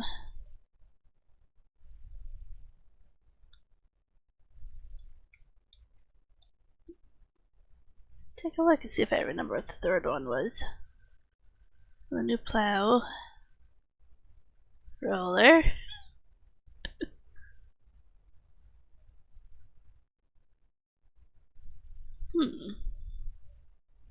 Was it a production, maybe? Maybe. Nope.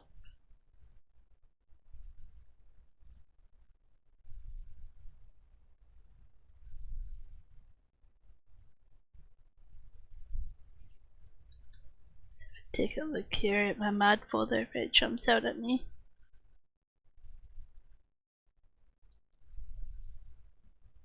I did not add the cow barn. I kept that in the back burner. Oh, fermenting silo. So That was close to production in a silo.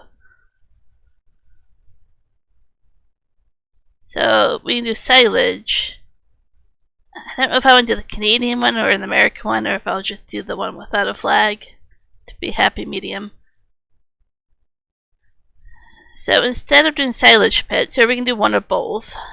If you guys prefer the old way, I have one pit here. But also you can have one where it just does silage this way.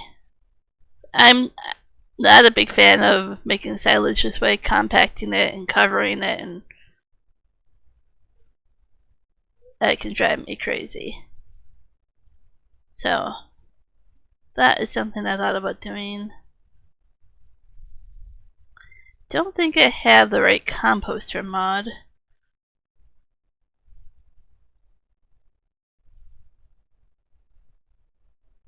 Don't see any here. I think we just have the middle one here. We can do compost. Should probably place that soon and put some of the wood chips and stuff in there. And straw and grass and stuff to get compost for fertilizer. But there is another composter mod that does a silage pit and makes compost that way, which is pretty cool, but I don't see it in here, so it might be a different mod. I thought it was the same.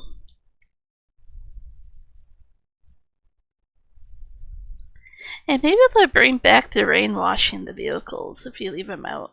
Maybe. That was pretty cool when they did that in, what was it, 17 or 19?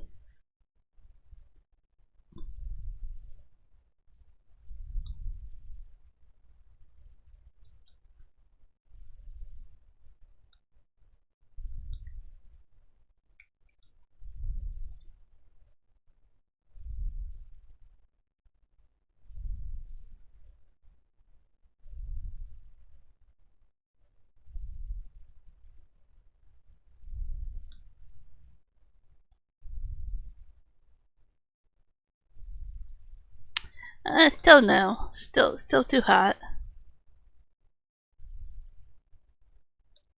I'm pretty comfy with my mid 70-degree weather. I will take it.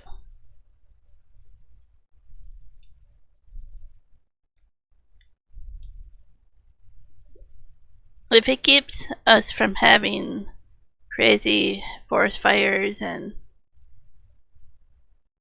I can go out and do things in this kind of temperature, then yep, I'm okay with it. It's not our normal hot temperature, but that's okay.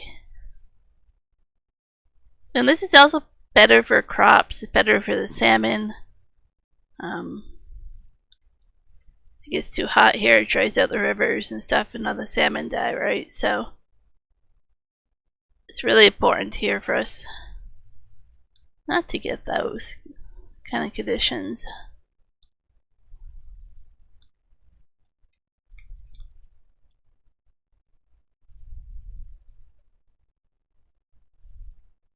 It definitely means it takes longer for the lakes to warm up to go swimming and kayaking, but that's okay.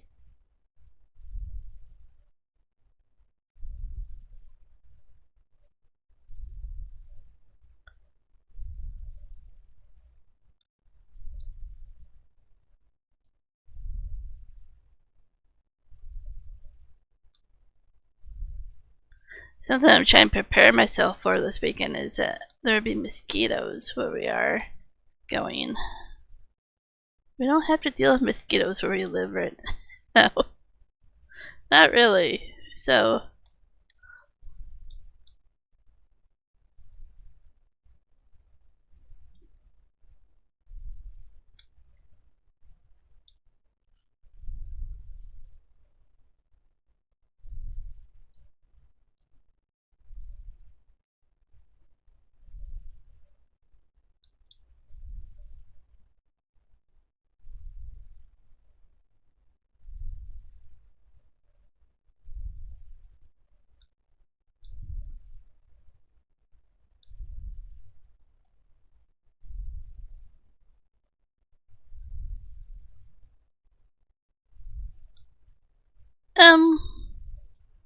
business by season. So you still get through the day, right? So no matter what the next day, the crops are in a grow stage, right? So this is saying if you plant them in September, you can harvest it in July, right? Or if you plant in October, you can harvest in August. So every month is a day of stage of growth. So it doesn't matter if I go through this month at 0.5 or 1, 2, 3, or whatever speed I want. Eventually I'll get to October, and that's when they're going to change overnight to the next stage. That's the next stage of fertilization, the next stage of weeding. Everything's going to happen when you go to October. It doesn't matter what you do in September, how quickly or how slowly you go through it. It just triggers it at the end of each day of every month. So you can stretch it out in settings to have one month be like 3 days, 6 days, 9 days. You can change it to whatever you want. And then it'll take that many days in September, at the end of September, to go to October, right? So you're just drawing out the game longer and longer and longer if you add more days to the crop calendar year. But yeah, so it doesn't happen necessarily by the hour. Your production does. So productions are by month, but also by the hour, right? It says I have no strawberries for some reason, or very little strawberry for some reason. Same with your animals. On the hour, your animals will need more food or more care. So things like that change, but not your crops.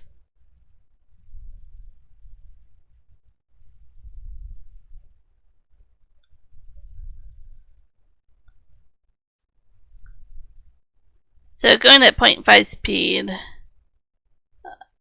especially when I have a lot of trees to do, allows me to do more in September. If I kept it 1, 2, or 3 speed, then I'll be through the month and be like, oh, I didn't cut down as many trees as I wanted or whatever, right? And then every hour on the hour, usually the contracts will update. So usually you can just fast forward or speed up time to that hour mark if you want things to change like that.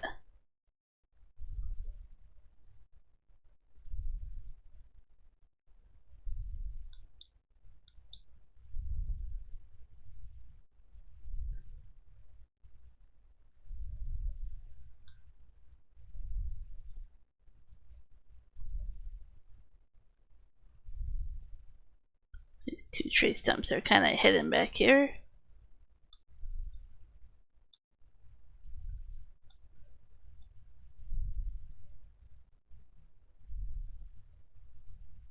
I see that.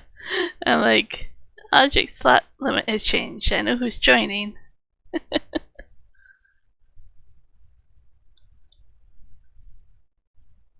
Welcome back.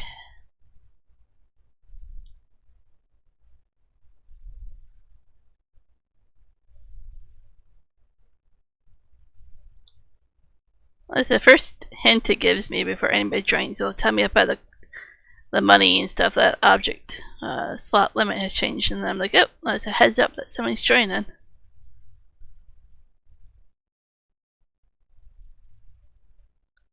I agree, Michael. About the weather and about a lot of other things while we're on that topic.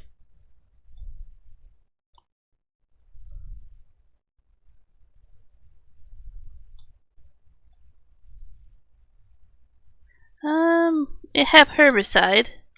Do we have to use a weeder? Or can we use herbicide for that contract? I can't quite recall for the contracts for weeding. You must use a weeder, I think.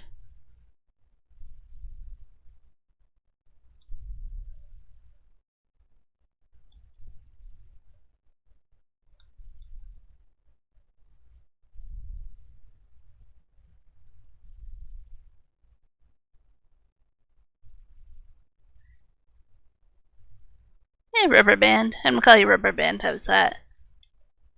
Thanks for the support and fellow farmer players.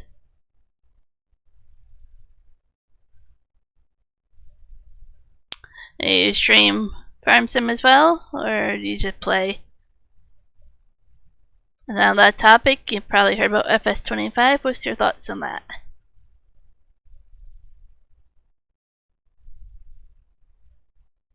That seems to be the news of the day, probably the news of the week. You just play. This is cross-platform. I'm probably gonna stream for another 45 minutes here. Contract failed.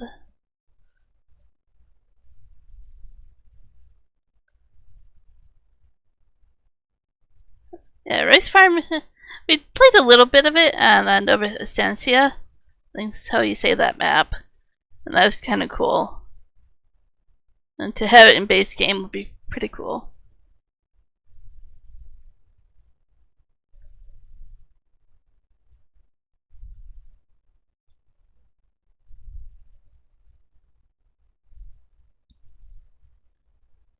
I'm thinking it'll be an Australian map.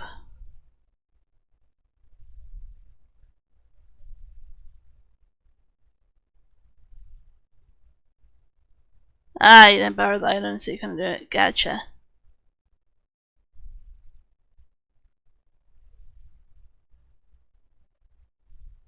Let's go.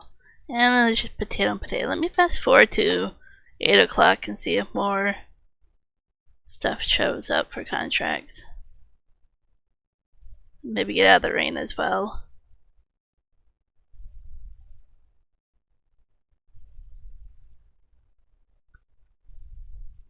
No, still raining. Oh, there's some more contracts there. Potato, potato, potato. Oh, that potato for 12 grand. Borrow those equipments. That's a pretty decent field, but that's some good money. Fertilizing, we have that. Cultivator, we have a cultivator.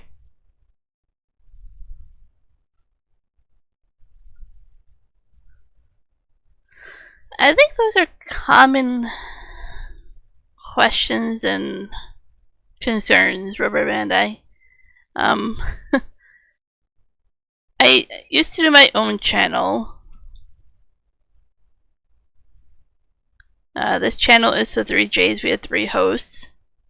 So there's 3 of us that teamed up together. My husband, myself, and then my brother-in-law. All our names start with J. That's why it's the 3Js. And we kind of decided we're going to try this method of all of us not having individual.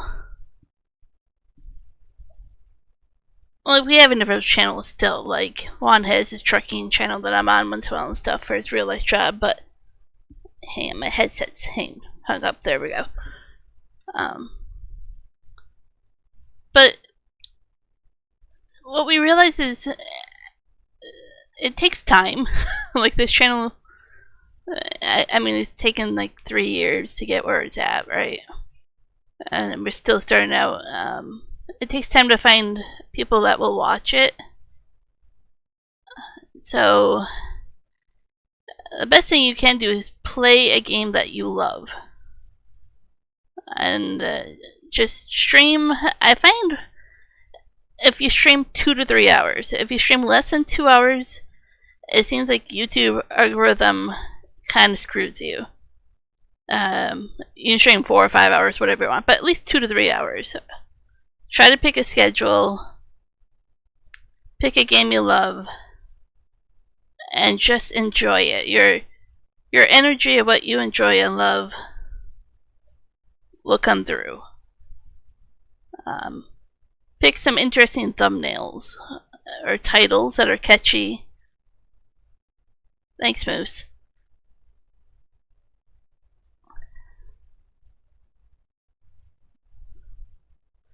We play multiple games on this channel. You'll see not just Farming Sim.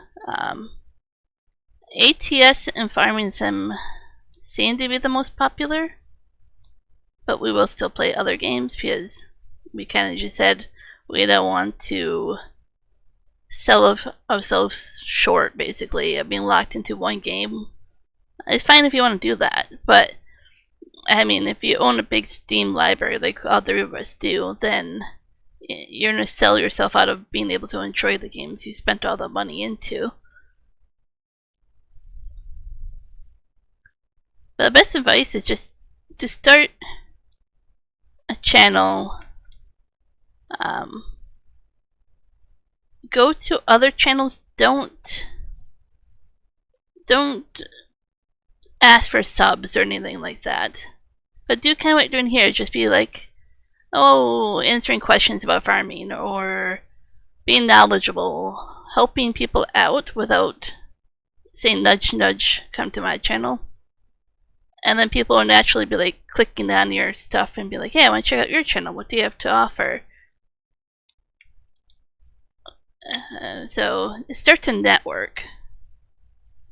If you show up in some of the very common farming sim and just help out, answer questions, even if they're not live streaming, but if they posted a video and people are starting to ask questions about a tractor, or what mod would you recommend, or things like that, just start answering, start networking.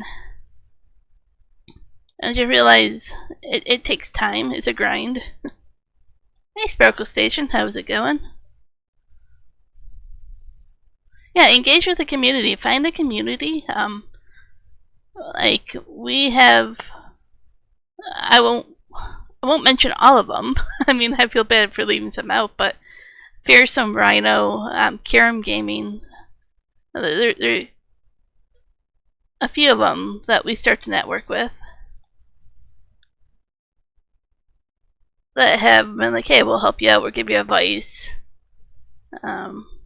This is how I do it.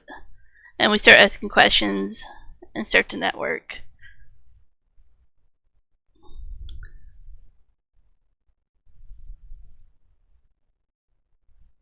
I think also just make it your own. Don't try to mimic other people. It's fine to take ideals from other people. But be unique. You know, this channel having 3 different hosts, and we all have different styles of playing and what we play and how we stream it. It makes it unique.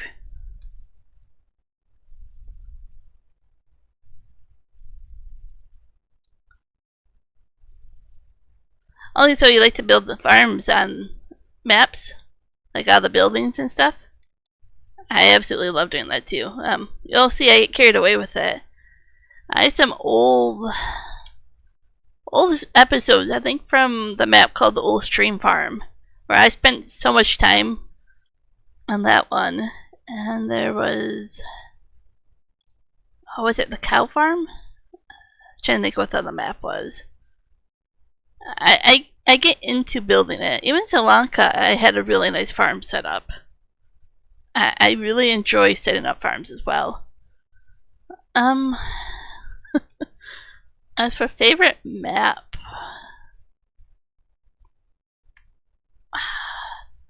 I think Old Stream Farm is one I usually play in every. Like, we've been playing from FS15. I enjoy that. I think I really enjoy any kind of map that has a mix of everything, really. Like, I'm more about having a balanced map instead of a favorite map. I like one, this has a heck of a lot of forestry, but I like having that has a mix of fields, of forestry, of grass to mow, of area to have productions. I love productions. I will go crazy over building productions. Like this one has goals, like challenges to win the map. Ice cream and cookies. And also wood pellets. And a few other productions like that, right? But to get ice cream, you need the sugar, you need the dairy, you need the strawberries. For the cookies, you need oatmeal and flour and all that stuff, right? And eggs. And so I like building a big theme of a map, like a challenge. And that might be something you might want to work on as well, as seeing there's like breakfast challenge, things like that. Just set up a challenge for yourself, make it entertaining and stuff. But I really find maps like this where I can be like, okay, here's empty space, or I cleared this out to make empty space, and then I can build it. So it's not necessarily like a favorite map that comes to mind that somebody's made, but one that I just find a lot of possibility with that keeps me entertained. I played Mars map for a while. They're updating it right now. That one was kind of fun because it's unique. It's different. Juan plays Western Wilds right now through the years. He streams on the weekends. If you like Through the Years, you might enjoy that series. We're in 1954, I think, right now. Do you need help then, Moose? Oh, you just dropped the trailer. Okay, gotcha. You're good there. Okay, so do you do that in like Giants Editor then, or do you just kind of have a starter flat map that you build from?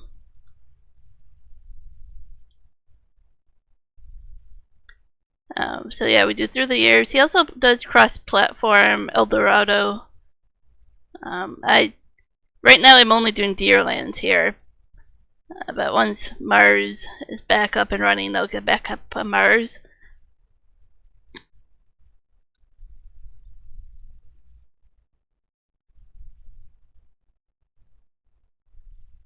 Oh, so you're basically saying, yeah, you don't like to use the starter farm, but then pick a spot and make your own farm on that map, if I'm understanding correctly.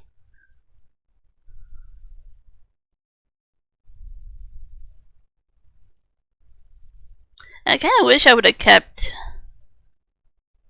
I mean, like, they're still there, but I wish I would have kept sections of showing off some of the farms I made, and because I still am kind of proud of them. Like, they're really cool to design them.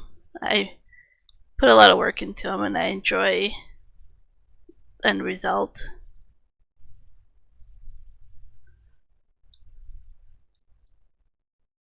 So it's definitely something you can do is either time lapse it, like record yourself and post videos of you doing farms, or just set up a schedule and stream your making farms like that. I don't know if you do productions or not, but you can get knowledgeable about productions and putting those down and making those look cool, or animal, barns or pastures, storage ideals, right, where best to do things. If you know what people might be looking for, design ideals, right? Designing things and farming sim would be kind of unique.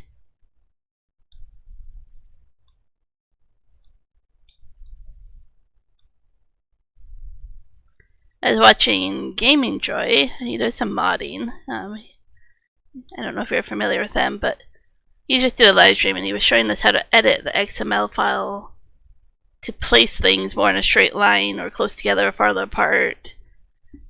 That was kind of cool to learn how to edit the XML file, right? And to be like, oh, if I want my stuff to be this far apart, go edit the coordinates. If I want it to be here, this is what I do, right? I know how to edit the XML file to make it so I don't own a production. Like, I have placed what direction am I going? Pick a direction. This way. This is a production building that is a mod, the firewood one. I have placed this on a property I don't own, and then I went in to the XML file and made it so I don't own it, so I have to buy it. So that's something that's also unique too, right? Is usually you have to own the property, and then when you place it, you automatically own the building. But setting up a whole farm, a whole map, you can go do that if you know what you're doing, right? And then it's perfectly placed now on a server, and I don't have to try to place it while live streaming and make sure it's perfect and we can work our way up to buying it. You know, that's a good goal, challenge, and stuff, right? So I don't know if you're on PC or not, but that's something to also be teaching people. It's like, hey, you can set up a whole map before you play it. Make sure you know own things, so you still have the challenge of going to buying it, and this is how you do it.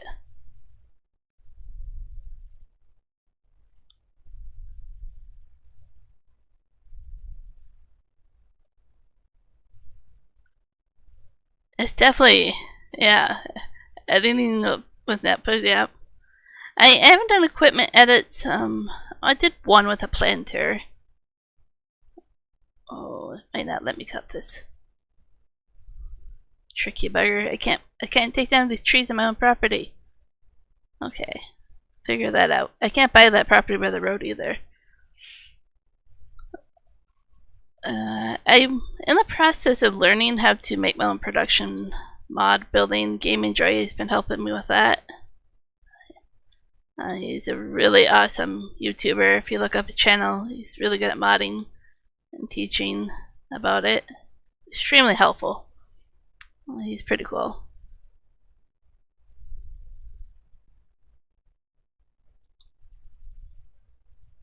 But definitely going to learn a little bit more. So I would like to do some really cool productions. No, I'll probably hold off to having Giants look at them into FS25 now. They can always host them privately as well, right? So learn a little bit more about modding, just a little bit. And like I say, I can tweak like not owning stuff, where to place things, little things like that, but I don't know a whole lot of it. I don't know if you're familiar with the map Gunantel. That one is made by Iron Thunder. He's one of our original subscribers. He's in the process of making that map smaller for us, but I mean, that's a map that was made for us. We paid him for it. And he helps out quite a bit, teaching me about modding as well. Very patient. Even when I mess up severely, he'll fix it for me and teach me how to do it. That's one thing about me too, is I like to be taught how to do it, not just do it for me and be like, here's the finished correct version. I want to be like, this is what you did wrong. Here's how you do it and why you do it.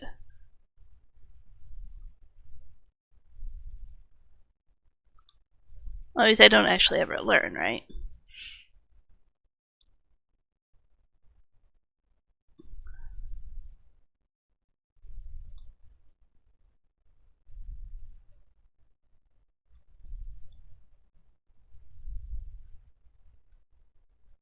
But yeah, definitely if you start streaming and come up with some ideas, just do that, and I'm sure like people like me will find your channel very entertaining to stop by when we have time.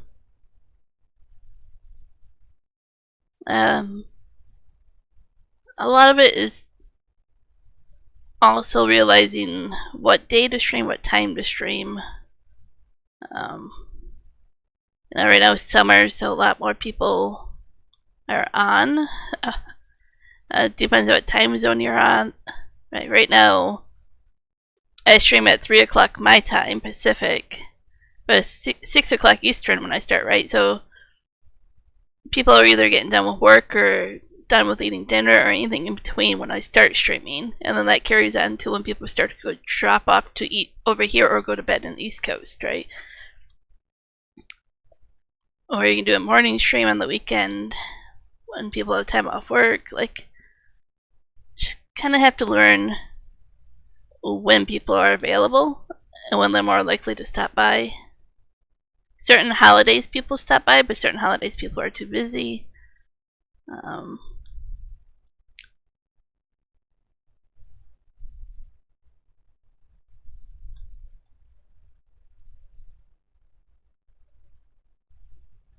put in certain words in your description or your title or your thumbnail actually works in your benefit as well.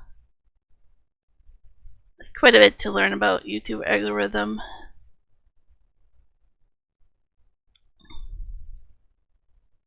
And if you have a chance to join, not necessarily this map, but anybody who does cross-platform, it gets your name out there. It really will help people start to click on your channel, especially if you stream at the same time.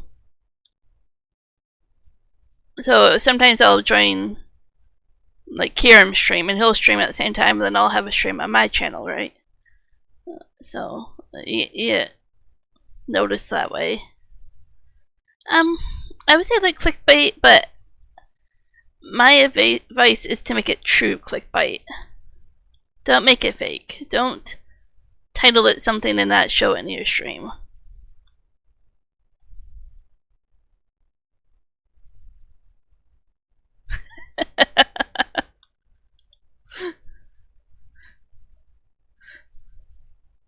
You're gonna borrow the rubber band. You're funny, Sparkle.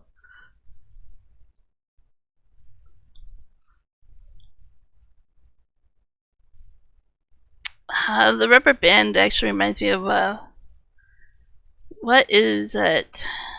A country band. Something with a rubber band. I saw them in concert. I don't remember who. Maybe they're just called the rubber band, but I don't think so. But it kind of reminds me of a country band. Like a name of a country band. Like that you should be a country band.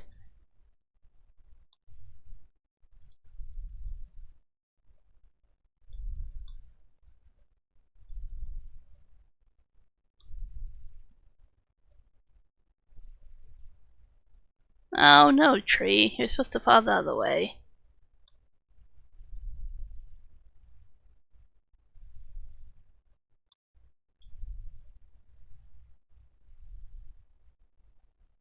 Paying the moose.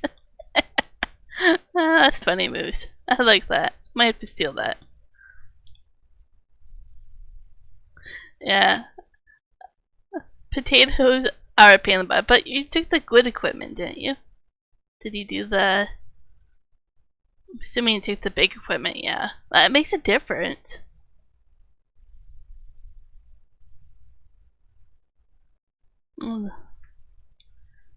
But yeah, I wasn't going to do those 2 contracts here for like $2,000 for potatoes. 12 grand is a different story. But 2 grand for potatoes, cannot, not happening. Let's see if I can figure out.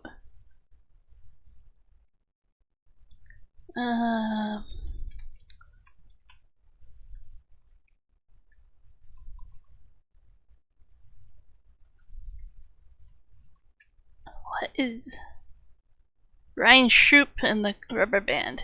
That's what it is. I don't know if they're still around. They were like an opening country band for somebody. Who else did I see? I saw them for free.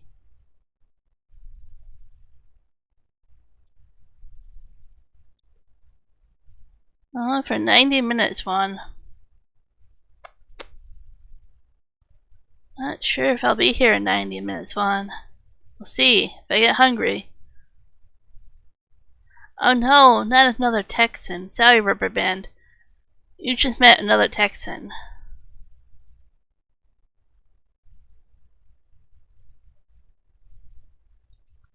Yeah, I don't think these guys are around anymore. Well, 2017, but yeah. That's who I was thinking about.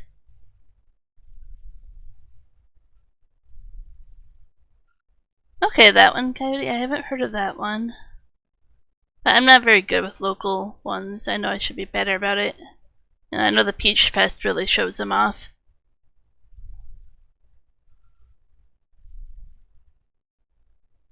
So Moose, you borrowed a trailer, but you need another trailer? I might be able to help you. I don't know if this will work. We own another logging trailer, but it can be... How do I show you? Yeah, this would work. But I can make it into a tipper body.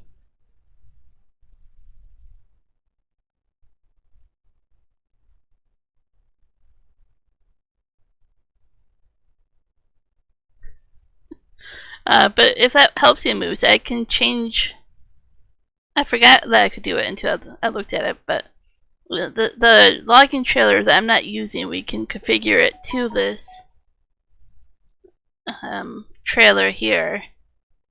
That you can, if the potatoes will go over the wall, then it will work. I can help you set that up. Okay, yep, cool. Let me go grab... I'll set it up and bring it to you.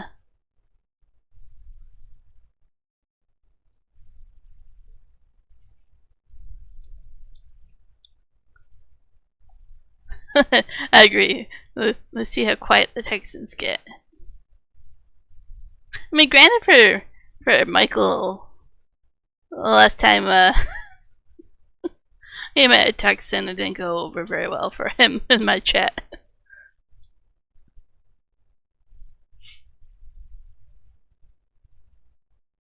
My sister actually lives in Texas with her family. We went down there, I think it was 2 years ago now. And then we had a layover when we were on a flight, and we stopped there overnight on the way back, and yeah. Oh, it's just my sister and her family were trolling Michael, and he didn't know that he was getting trolled. I'm just gonna park this here for now. Because I was able to privately message them about things that Michael has said before, so then they said things to Michael, and he was like amazed that they knew, and it was kind of funny. Oh, went too far.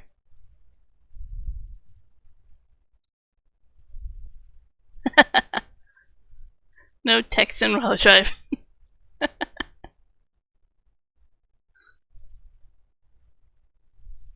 I bet Michael does text while driving. I don't think so, but you never know with Michael.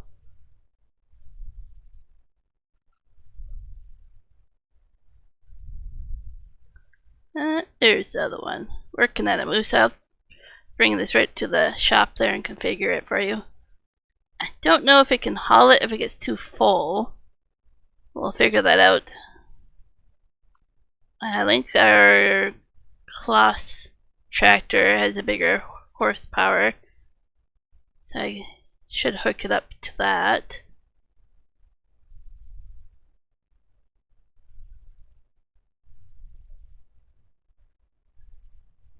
Yeah, my brother-in-law, yeah, he did troll you pretty good.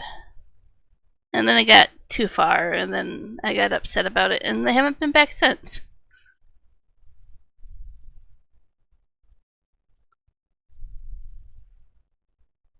But you know, ooh, we can.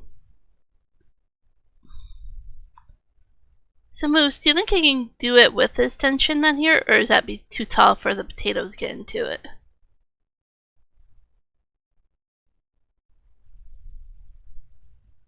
Maybe we should just stick with a lower wall until we know if the potato... Yeah, it'd be too tall. But this one should work. Liquid tank. That's why I added this mod, because you can do so much with this. Oh, this is unrealistic. You can put like 150,000 liters in it. That's crazy. Flatbed. So, trailers.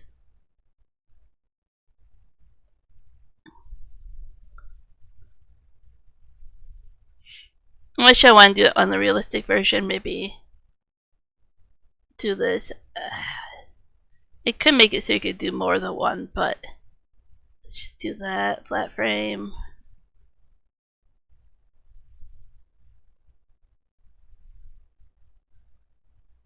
We can make it gooseneck. Like, there's so many options on this. You make cover or no cover, what color. It's pretty cool.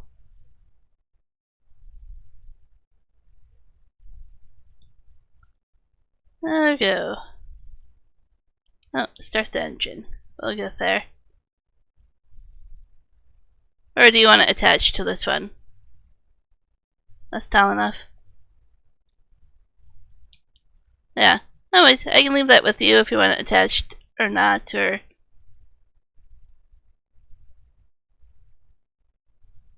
Yeah, I got it. I can bring it to the... What field are you on?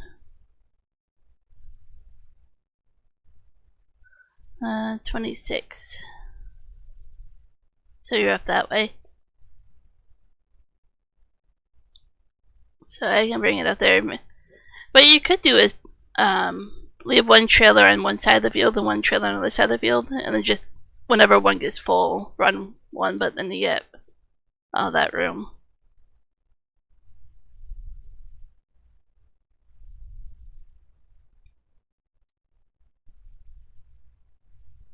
Oh, Juan and I do it to some of the fields if we just leave 2 trailers, and then, yeah, there's 2 trailers to deal with, but you still got double the capacity there to hold them. So you can run twice as long without having to deal with it.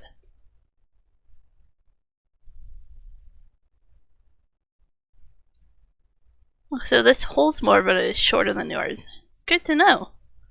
This might be a good trailer to actually keep around. Like, sell that other one we have and buy another one like this. Might actually be the way to go. And you can make a rear hitch on the back of this. So you can hook multiple trailers together.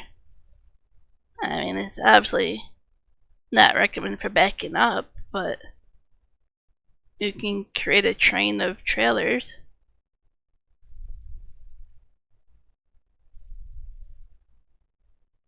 Oop, got some lag there. Good thing I don't have a crash counter.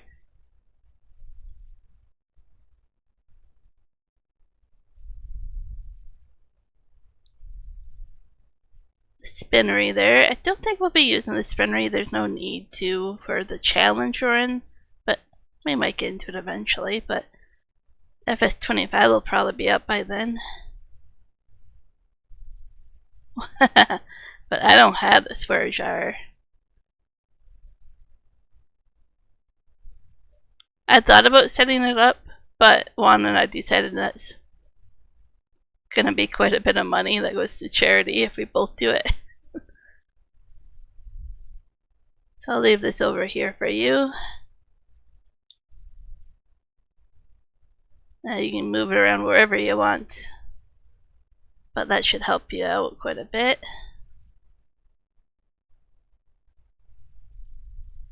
Think about the kids. We used to have a coworker that did a lot of charity stuff with us at Walmart when we worked there, and she would always say it's for the children, and her tone of voice would just get you. It'd be like, it's for the children, like, and you're like, okay.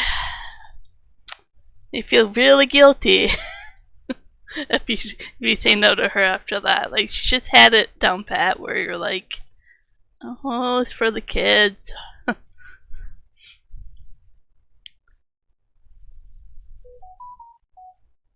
Did a lot of fun things with her though. She's pretty awesome. We did quite a bit of charity. Dressed up as pirates actually. We still have all our pirate stuff. We still do a lot of charity as well, but not dressed up as pirates.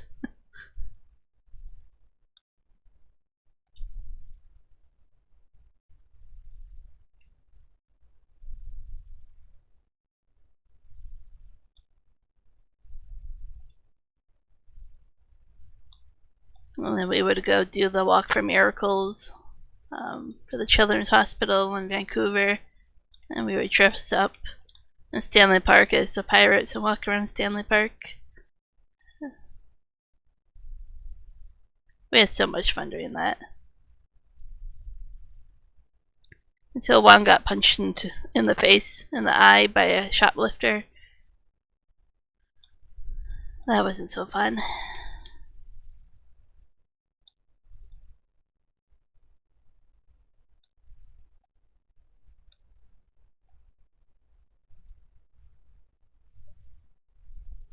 Yeah. I wasn't with one the day it happened, but they picked me up on the way to the hospital. This guy was stealing a TV or something and was like...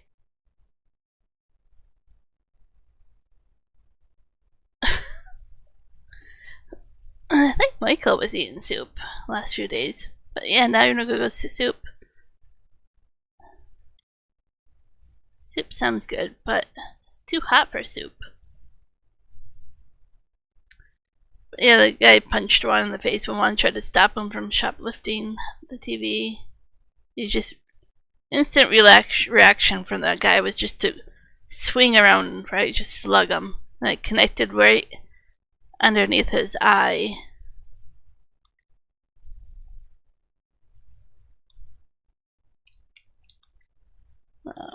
He got quite the concussion. And it basically cut a lot of his nerves, like he couldn't feel some of his teeth and stuff for many months. And fractured a couple of his bones there. Cottage cheese. There's a guy I used to work with, his name was Wade, that would eat a lot of cottage cheese. It kind of reminded me of him, Moose.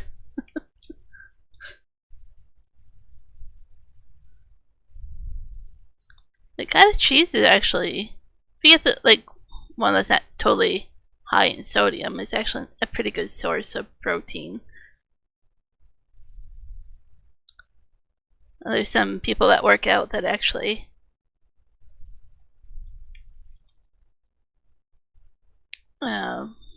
they do a lot of cottage cheese because of the protein in it. It's a quick protein. Every day for lunch, she would go into a store, because we worked at Walmart. You would just go to cottage cheese, buy a container of it, and that would be his lunch.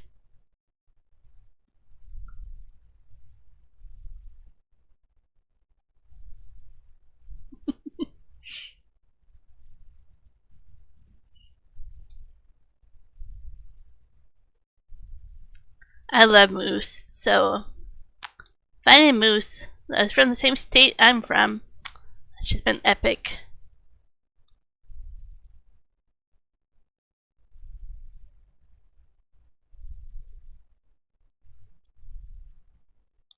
Yeah, I have a quarter of, and that's not too bad.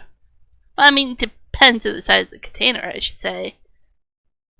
Might be tricky here.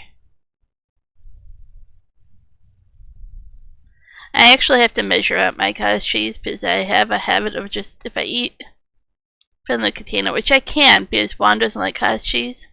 So, there's certain things where I just eat like from the container. I mean, you can find it disturbing if you want, but that's what I do. But for certain things I have to measure it out, otherwise I just find myself eating the whole container, and I guess unhealthy. You have a problem with cheese in general, probably? Or just cottage cheese?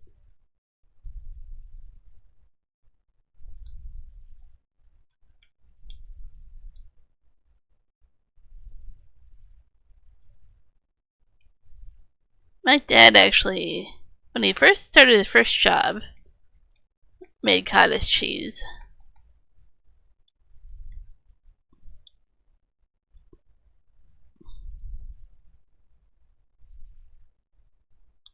Well, it depends on how big your spoon is, but sure, 16 can't be bad.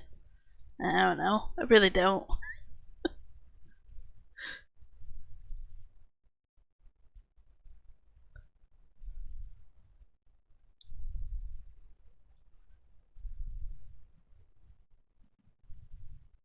Oh, so I'm not the only one, Coyote. I was pretty sad for like last, I don't know, month or something. Superstore didn't have Dairyland cottage cheese. So And I don't like the other brand, or the no-name brand. And then this time I went shopping on the weekend, and they had just Dairyland and none of the other brands. And I'm like, what is with you? The Dairyland?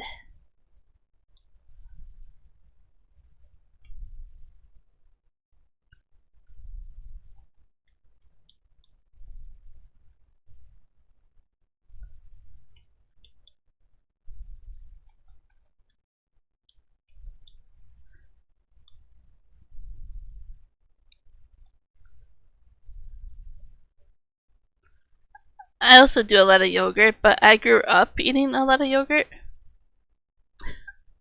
And I mean a lot because we got it for free. Like one case, which is like, I don't know, 24 containers. And not like, I don't know if they even make those containers nowadays. But we got free yogurt every week. And it was a lot of yogurt. And well, I still like yogurt. I'm much better about eating like the healthier type of yogurt nowadays, but I still eat it.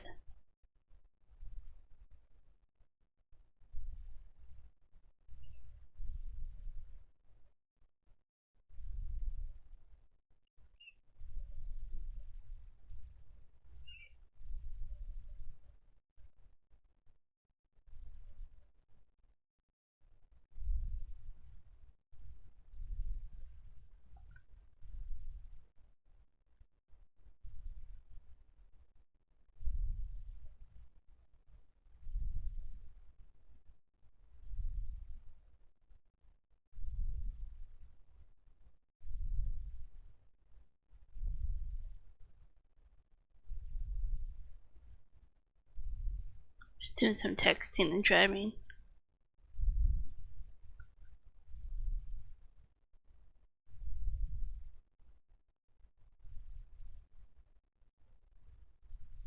Okay, so we could upgrade it.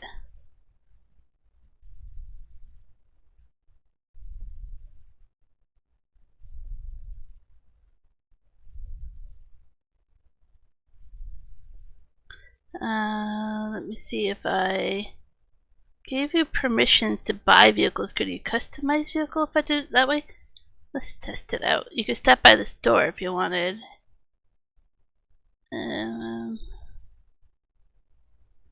Buy vehicle. See if you can customize that trailer and make it a bigger size.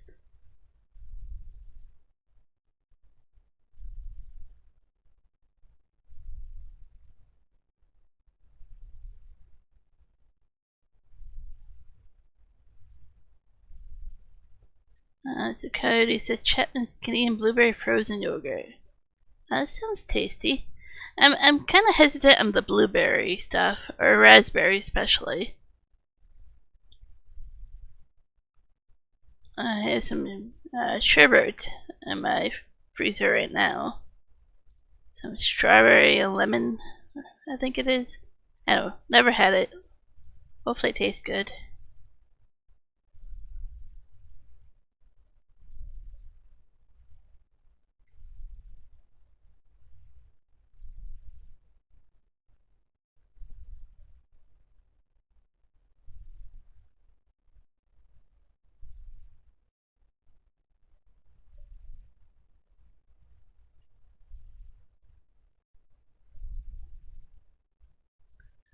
Juan grew up, many of you have heard his stories about growing up in Belize in the jungle, and he grew up, and now he hates bananas and, you know, things like that, because not just the texture, but you had it so often and stuff, right? And I'm kind of similar with raspberries and blueberries. I just grew up eating them for free so much in the park and stuff. They would grow and we would go pick them and eat them, and so I'm slowly starting to eat them more and more, but golly, it's taking time. Hey Karen, how's it going? I'm assuming you were probably texting my Discord a bit. I'll get to it after my stream here. Yeah. you and Coyote I both owe some messages to. Being the bad friend, I know.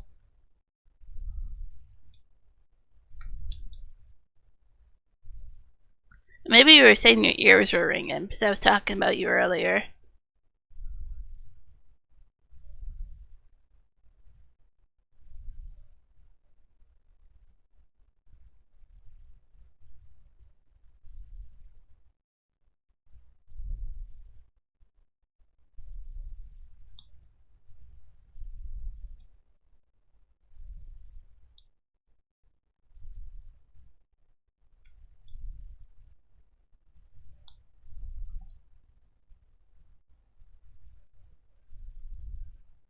Oh. Maybe? I don't know. Maybe it wasn't you then. It could be Iron Thunder or Gadas. I have some text messaging going with like every farmer I know about FS25 right now. Yeah. I'm behind. I missed the beginning of the stream that DJ did. I only caught the last little bit of it. But they probably didn't release too much information that I haven't heard of.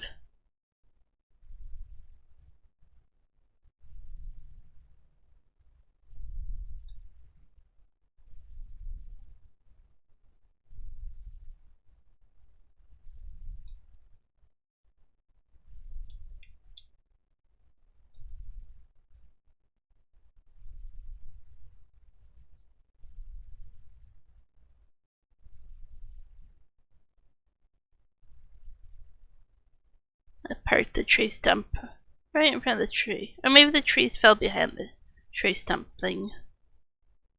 Don't recall.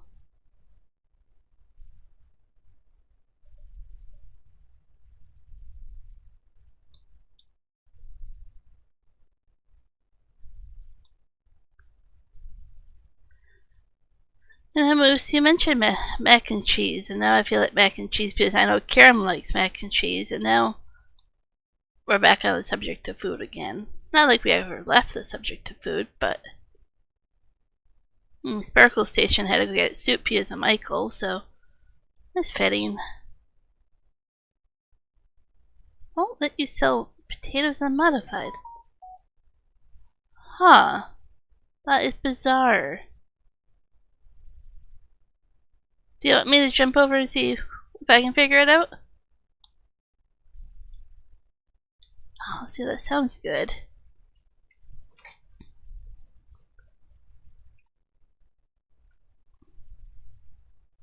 Yeah, I did the hard way. Okay. Oh, the engine was on. Nice try. Tip side. Okay.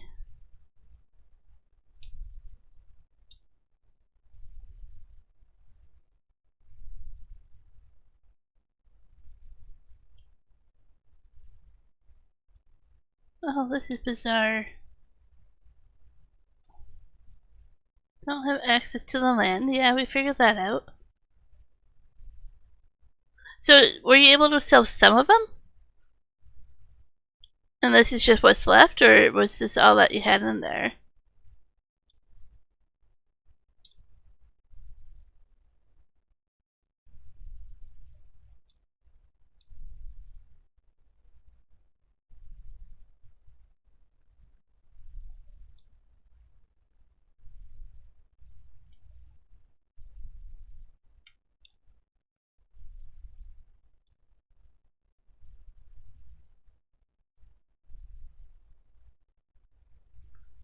We should have a trigger here.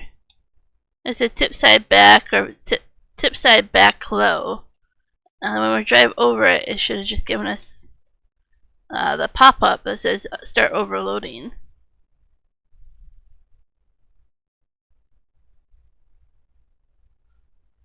Okay, so it's happened. So you just were testing it because you kind of were leery of the trailer, which is smart to do. Very smart.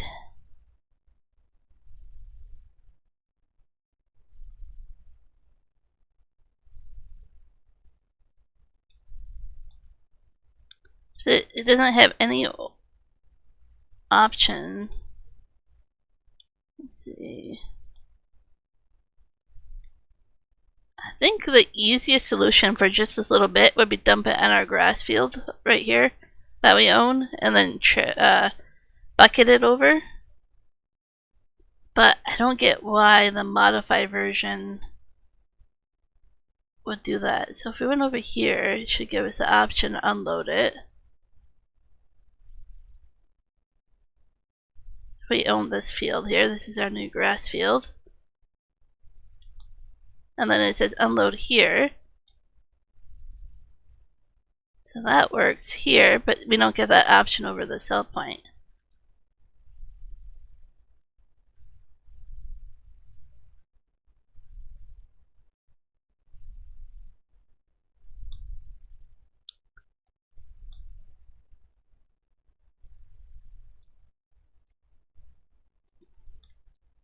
Of course, trying to get this perfectly set up there.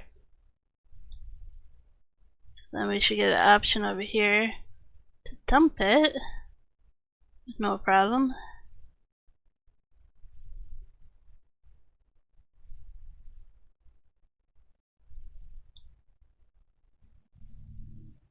And see, that works no problem.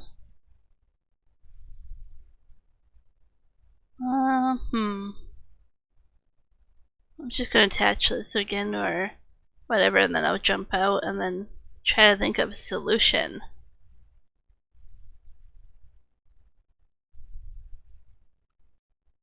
So is this modified to the unrealistic version size or not yet?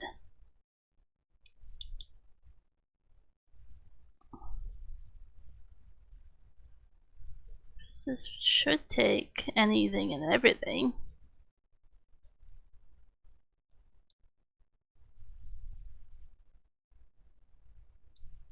Like, it could mess up when we do the unrealistic if you do it that way. But once again, it should just take it.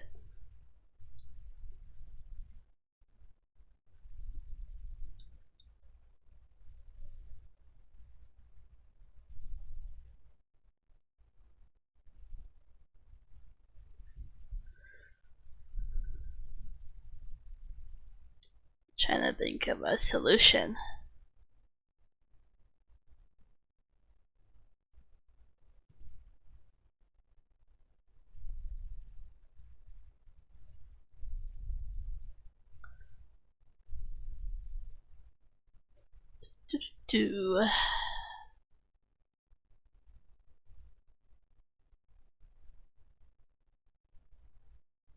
I don't think giving any permission will make a difference because I couldn't do it and I'm farm manager, so that's probably not the solution.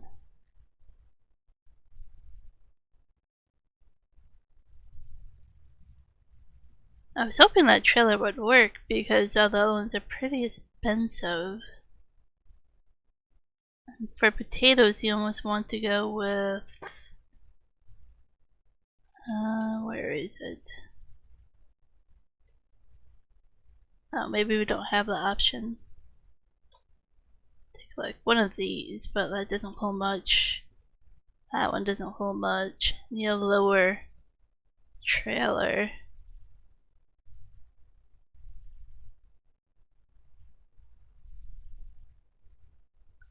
So it works with the other contract and this contract, but suddenly just doesn't work.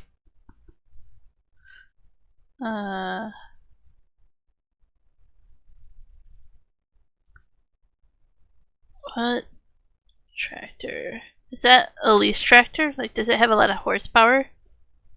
Just want to be careful if we get too big of a trailer, if you can pull it or not.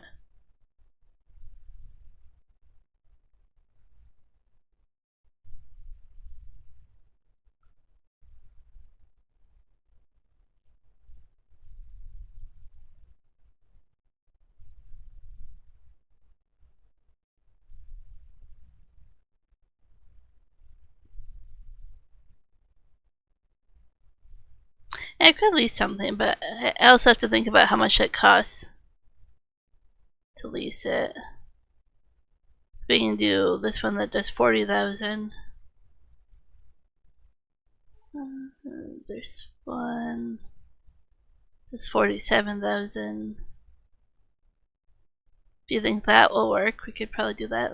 Is that a manure one? No, maybe that one will work. 225 horsepower. Does it say how much it can tow? Probably not. How about we lease this one and you can try that one out? That might be a happy medium for that kind of horsepower. If not, you can always grab the class. That one I think has the highest horsepower of tractors that we own. 20 pounds. Mine's in tons, of course, right? Right. Okay. At least that one, that will be something to test out and see if that fixes the problem for you.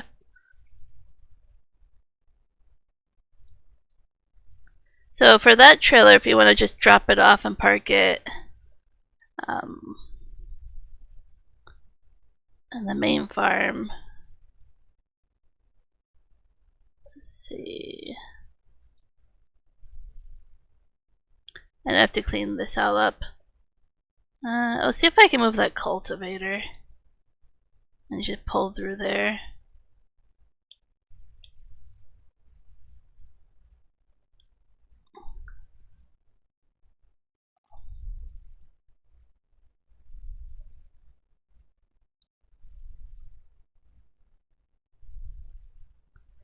I don't think we really need a cultivator unless we do. Oh, I'm on the wrong side of it. More. I think sugar beets we need a cultivator unless we buy a bigger planter that does it.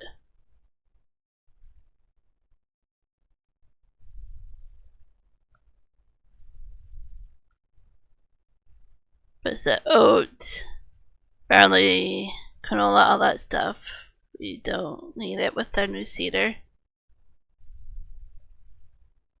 Or maybe I was on the right side of working up. Oh, this is deceiving.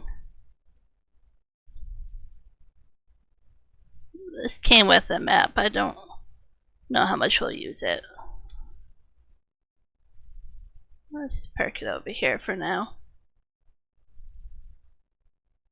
We'll have to upgrade that plow as well the next time we want to use it.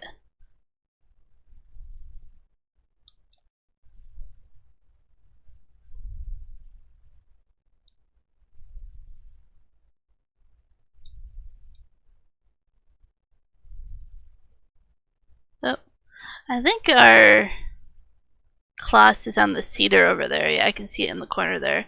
So if you need that one, you can just use that tractor for now. I think we just need to seed the fields by the end of the day. Or even tomorrow. By tomorrow, that should be no problem. Oh, no. So you can park it outside the tunnel if you want, or right here. That's fine where this one was. That works for me. Nothing has quite the home yet.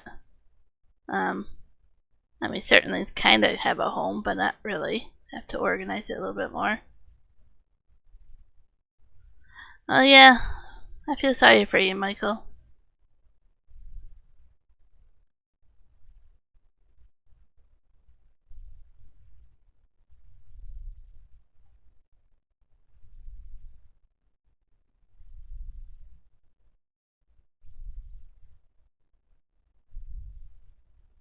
Just a little bit closer.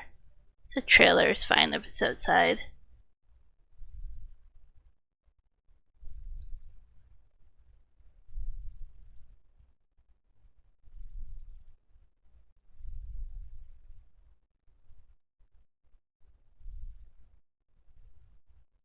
Whee!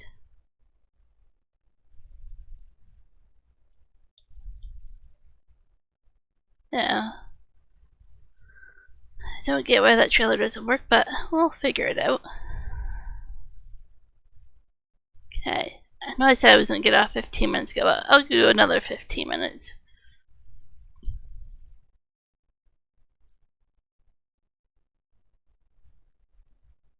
And then I might play after dinner.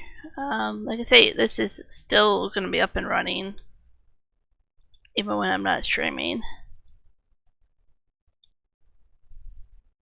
Sometimes I should put it on YouTube while I play a little bit.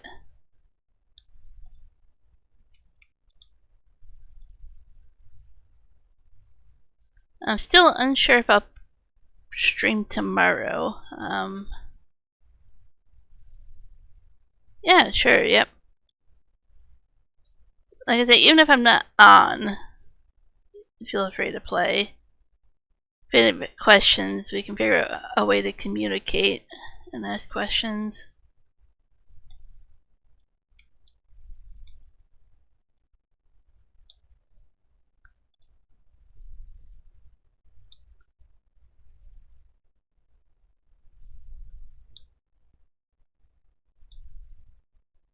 We'll be back on this for sure on Thursday. Hopefully a little bit earlier than I was today, but we'll see.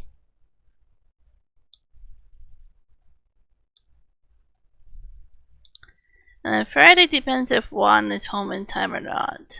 His schedule right now seems like he might not be home in time on Friday evening to do his cross-platform, but in that case I would jump back on this and do another stream on here. And yeah, nothing for Saturday, Sunday from us, and then Monday James will be on here. I won't be. And then no streams for me next week. Week or two maybe. Depends on how long I want to be on the road.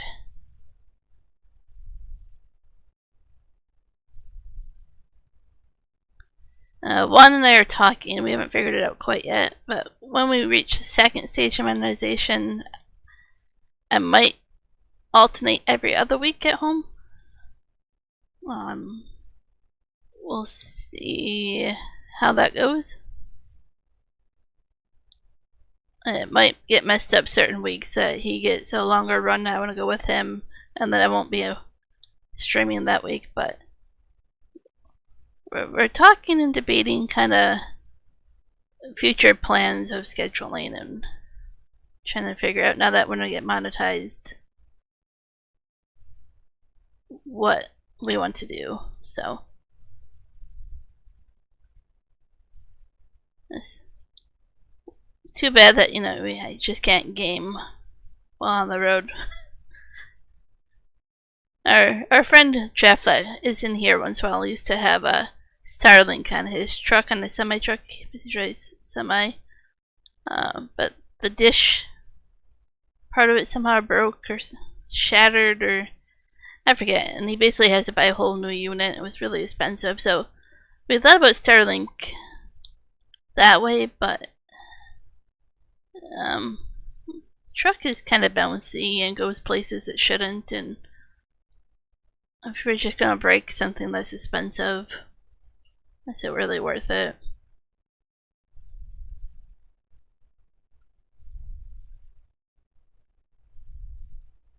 Now once we get an RV and move into that, then I can start to go anywhere with that.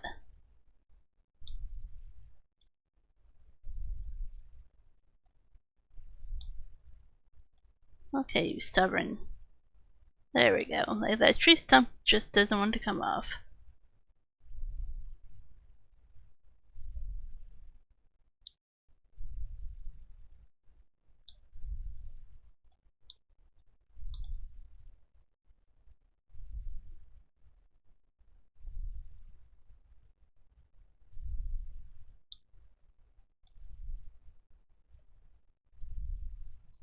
Ah, yes. That would be fun. The only thing to remember is if you want to stop at certain viewpoints, it gets more of a problem when you're in the mountains, right? Can you go up and over the mountain passes? But those viewpoints, places you're going to stay and sleep, can you easily go into those spots? At some point, if you want to do viewpoints or scenic things or tourist things, you'll be like, oh, I just can't get into it. Like your bus or your RV is too big, right? And that you need to park it somewhere and then have like electronic bike or some other means of getting to that scenic viewpoint, right?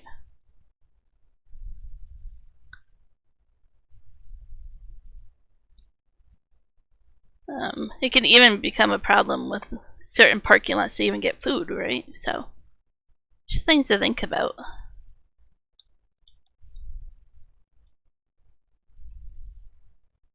Depends on what you want to do with that little RV bus.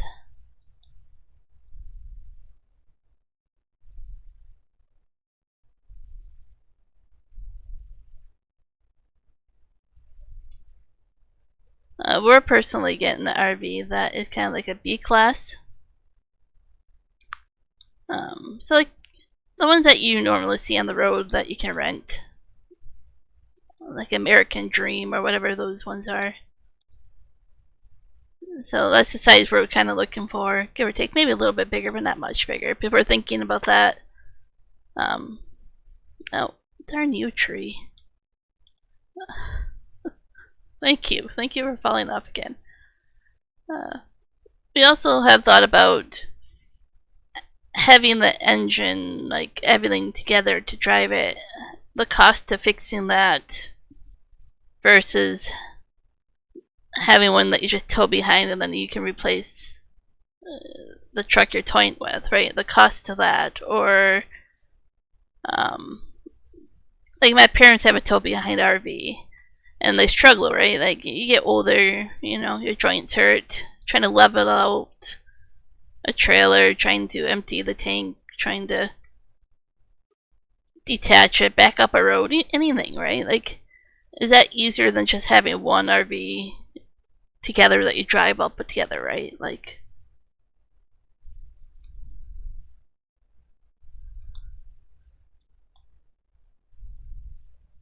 it sounds good, Michael. I'll be here for those that don't want to deal with the politics.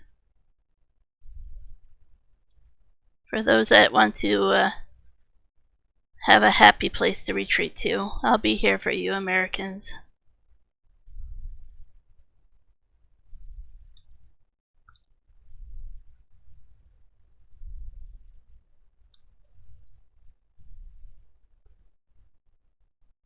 So for RV, just think long term, pros and cons of where you want to go with it, what you want to do with it. When you get older, will you easily be able to maintain it?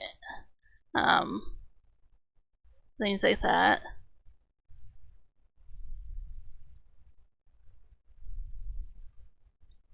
Yeah, we're definitely gonna do that, Moose. The trekking channel isn't really a trekking channel. We call it that, but it's like a traveling vlog channel. But one's starting to do it more and more. You'll see he's stopping and showing you guys waterfalls or viewpoints, or he's trying what he can to start to transition. And we do other things like you'll see our trip across Canada on there. We'll see we have some quadding and kayaking videos and stuff, right? But when we do RV life, that we will have videos on there. Instead of seeing the hood of a semi truck, you're gonna see us RV life. And that's kind of be for the first couple of years. You'll probably see them where he'll still do trucking here and there, but more and more RV eventually.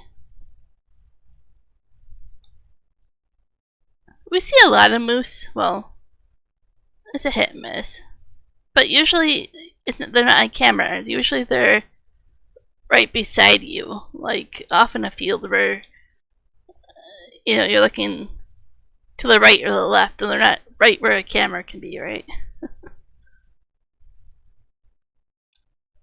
We actually also see a lot of bighorn sheep, a lot of black bears. Sometimes we see mountain goats. I've seen a grizzly bear once. We see a lot of deer, but I feel bad for the deer. I don't really count them as wildlife. We see elk. We've seen a lynx. We've seen lots of coyotes, foxes. We saw a coyote not too long ago, I want to say. I was with one last time when we saw one.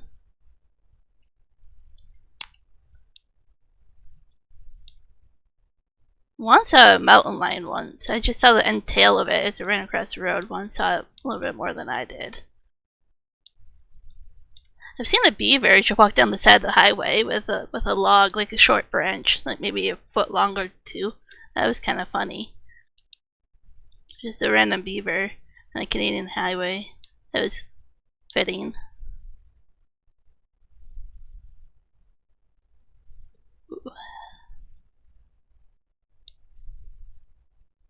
We can tend to see a lot of eagles. Some of them are really up close.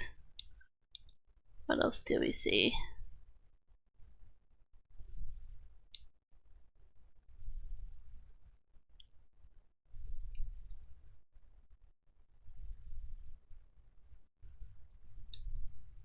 Yeah, we're kind of blessed to be able to see the wildlife that we do.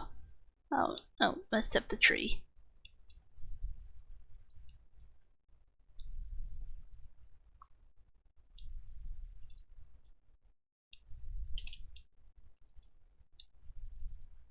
I know you commented on one of Juan's videos about the moose and calf. I don't know if you saw the other moose video that we do have. I think we only have 2 of them where you can really see the moose.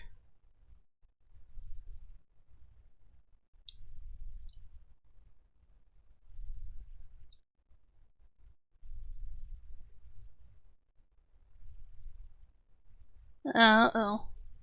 The potato harvester is full.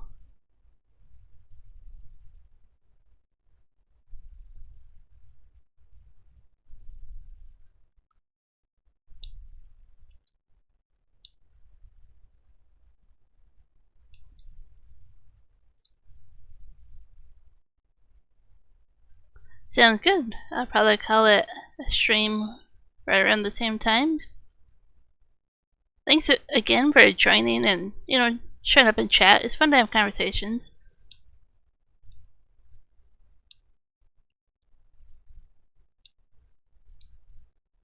Have somebody I can talk about moose with all the time and you don't get tired of it. Not yet, anyways.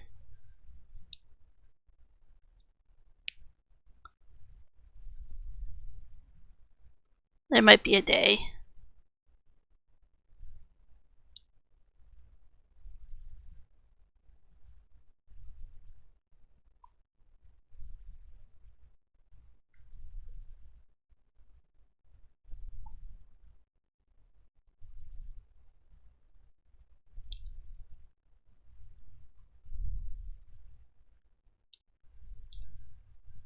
It's definitely getting dinner time here, so gotta find some food. Considering my lunch was not really a lunch, I should eat a decent dinner.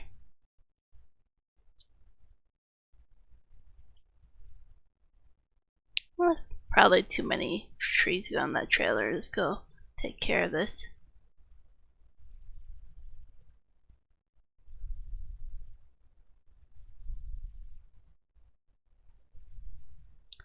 Mac and cheese, yeah.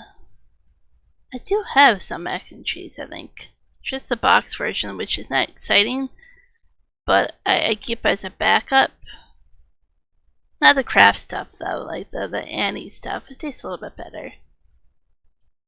But your emergency supply of mac and cheese for the days that you can't make homemade stuff. I got some of that.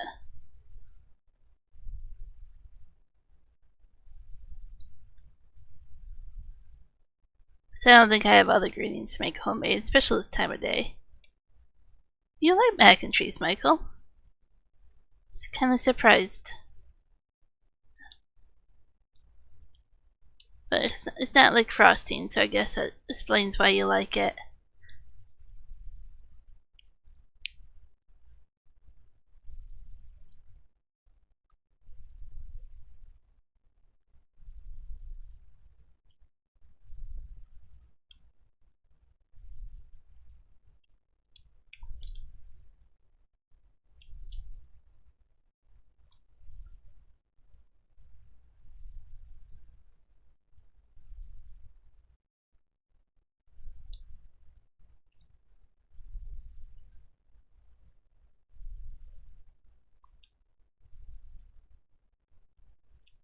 think this will fill out the trailer. Might be able to fit 1 or 2 logs more, but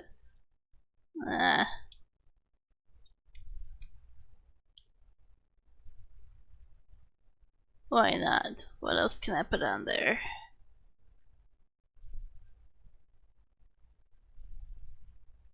Just try to get these 2 small ones maybe.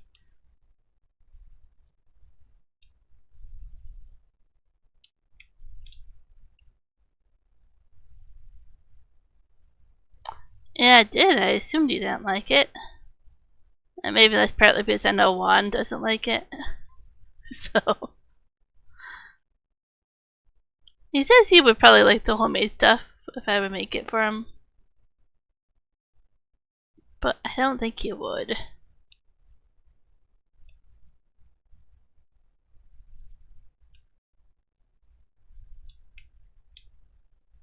Hello. Come on, little one.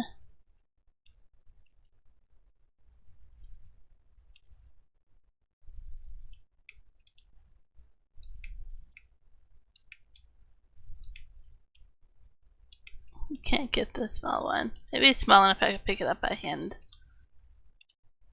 There we go. So you like it in the box but not homemade? Interesting. Oh, so you prefer Coyote the craft dinner one?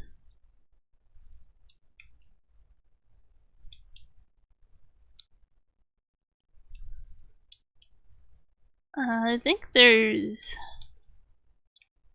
I can't remember the is it Craft Deluxe? That one that actually has like a cheese pouch. That one I tend to like.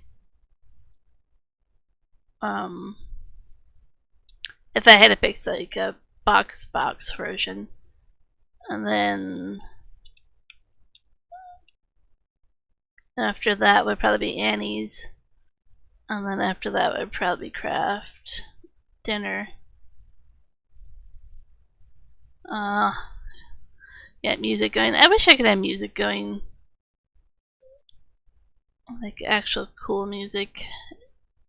When I'm not playing, I do Spotify quite a bit.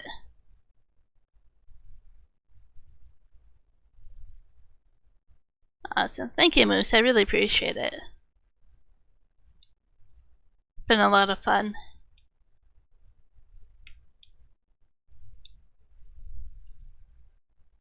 And maybe we'll figure out that trailer someday.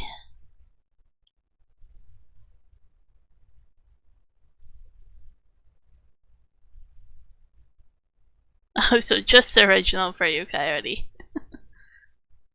And Moose had the curly noodles. I don't think I've had that one. But the curly noodles gives more room for the cheese to stick to it, so the curly ones would be more cheesy in that sense. Okay, I'll click on that, Michael. You got me. Since we're all talking about mac and cheese. Okay, that one. Okay, yep. Nothing artificial. You know, they came out with a pasta production mod. It's one of the newest ones they have for productions to make pasta. Maybe I should just make one that takes the pasta and then the cheese, and then we can have our mac and cheese production.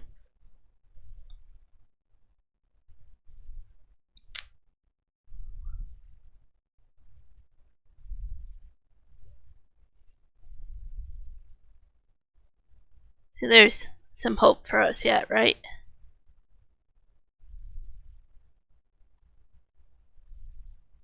And I asked Juan when it came out. He said it didn't make spaghetti. He said it just makes pasta, but the first thing I asked is, can I put tomatoes in it for spaghetti sauce? And he said no. Whatever, it's the same one that you had, Moose. Maybe he just didn't read it, but I need a mac and cheese and a spaghetti.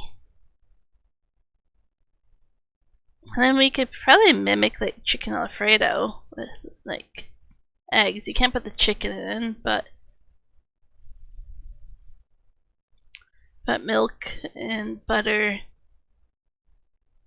in there to get like a creamy white sauce for the pasta. And with the new map, we'll be able to do spinach, and then you can do like spinach with your noodles. I think one of the recipes we'll have for the rice is chicken fried rice. I think that's one of the productions we can look forward to. Beethoven.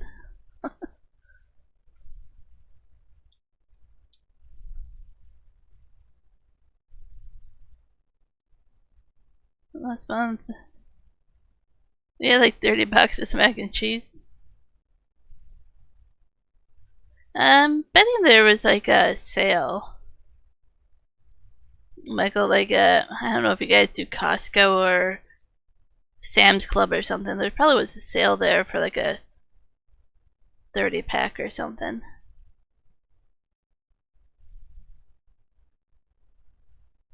Hog and egg. Bacon and egg farm. Now you're talking.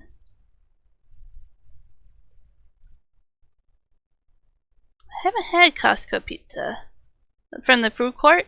Or a frozen type? Our nearest Costco is over an hour away.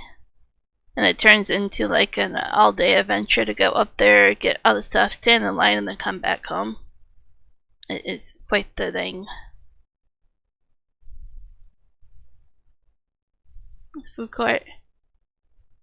Maybe I'll get daring enough one day to do the food court, but it's usually so busy here.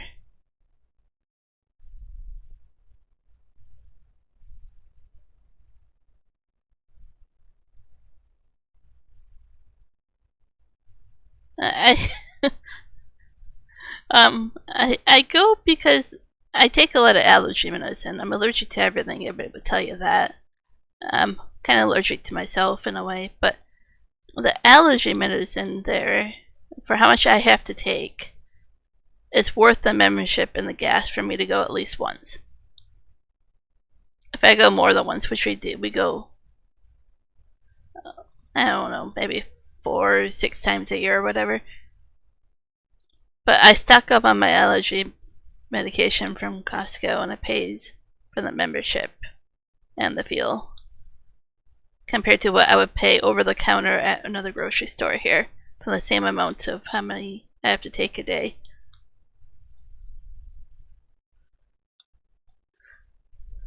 It's an odd thing you think to get a membership for, but hey,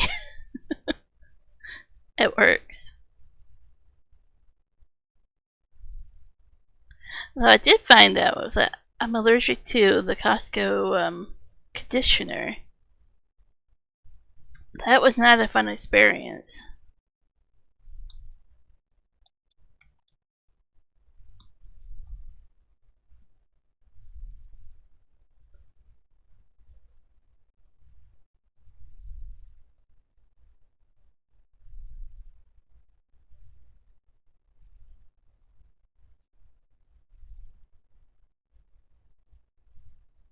Oh, that's something I never thought about. Yeah. The other thing we like to do there is we buy movie tickets. And it works for us because we both go together, but you get 2. It comes at like 2 tickets, 2 drinks, 2 medium drinks, 2 medium popcorns, and you save like $18 by buying that ticket.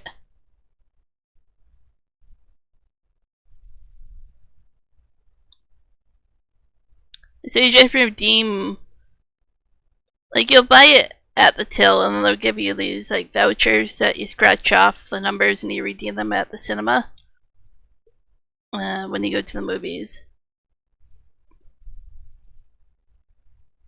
But if you go to the movies a lot, I would check out like wherever the display is, like all these different gift cards and stuff. They usually have like a whole rack of different gift cards and all that stuff. Usually on there you'll find some to your local movies, whatever popular company you have over there. That changes everywhere, right? So I don't know.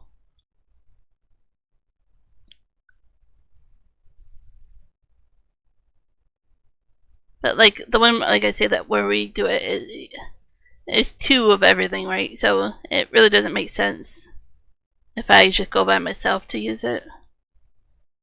It has to be kind of like a date night thing.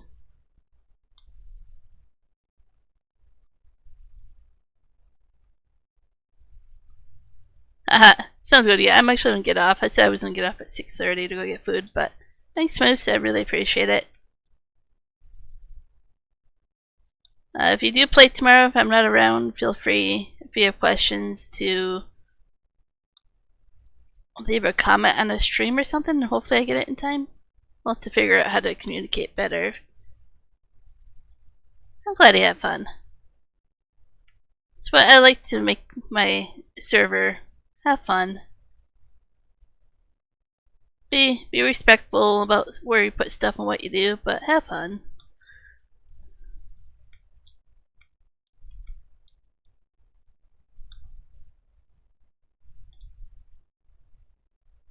Ever been to Costco, Michael? Up until like when we got our card last year, I've only went to like once or twice when Juan's sister would bring us when we would visit her.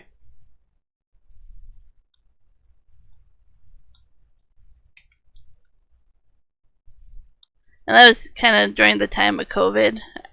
We won't get political about it, but during the time of COVID where you couldn't find toilet paper, we so happened had a drive up to Prince George, and Juan's sister lives up there and she has a Costco there, and they had toilet paper, so we went and bought toilet paper up there because we couldn't find it anywhere else.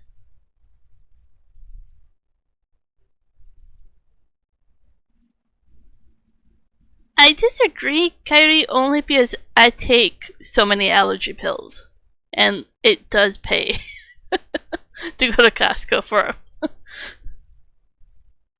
But if you ever find something that you want up at Costco, just let me know and I can get it for you when I go up there. Or things like that. You can always save up things that you want up there and I can bring them back. We don't go up there too often, but probably way more than you do. Yeah, I don't blame you. Kelowna is special.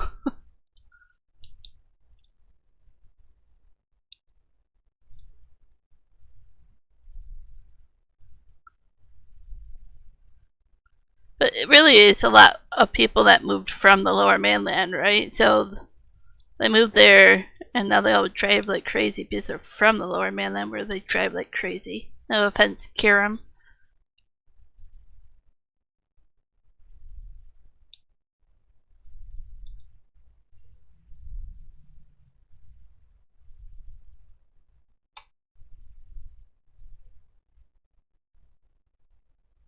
Okay, they're not taken. So the Rockets, who is it? The Grand Rapids team. Oh, I forget what they are.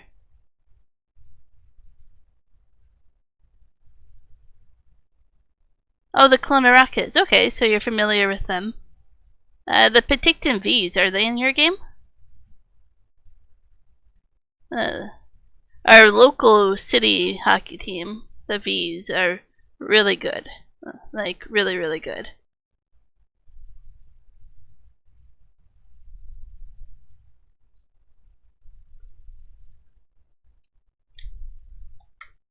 I don't know if they're WHL or not, though. Kind of embarrassing not knowing. Like, Coyote might know more than me. Oh, they're BCHL. So they're Junior A.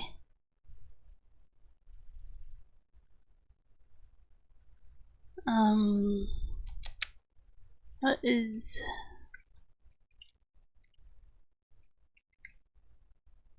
Grand Rapids Griffins. There you go. I watched quite a few Griffins games growing up.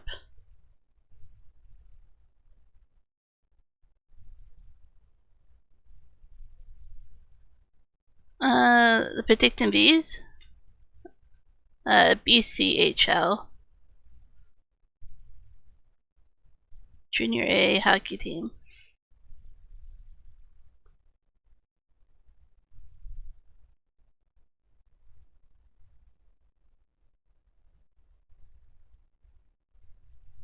Hey Night Falcon, I'm just calling the stream here pretty soon here. I don't know where to find like their stats, but like they're pretty good. Like they win championship over here. They're pretty good. I think they actually lost to Abbotsford or Chilliwack. Was it this year? I don't know. They almost won their branch. But yeah, okay. We covered hockey, food, moose. I think we covered it all today. I'm gonna call this stream here. Like I say, I may or may not stream tomorrow. If I do, it might not start to around this time at night. It'll be a later stream, I know. But I have lots to do tomorrow. I have to try to renew my passport and do some stuff like that. Tomorrow, Wednesdays are usually my go out and do errands and chores type of day. So that's what I'm going to do. If I'm not on here tomorrow, I will be back Thursday. For sure. Unless something crazy happens. But hopefully not. No problem, Moose. I completely understand. And like I say, it may be earlier, maybe later. I kind of make my schedule up. I will definitely try to keep in mind that you guys are in later time zone. So if I do an evening stream, you know. But if not, yeah. Thanks again for stopping in, watching, liking, joining, and chatting. Had a lot of fun today, everybody. Thank you.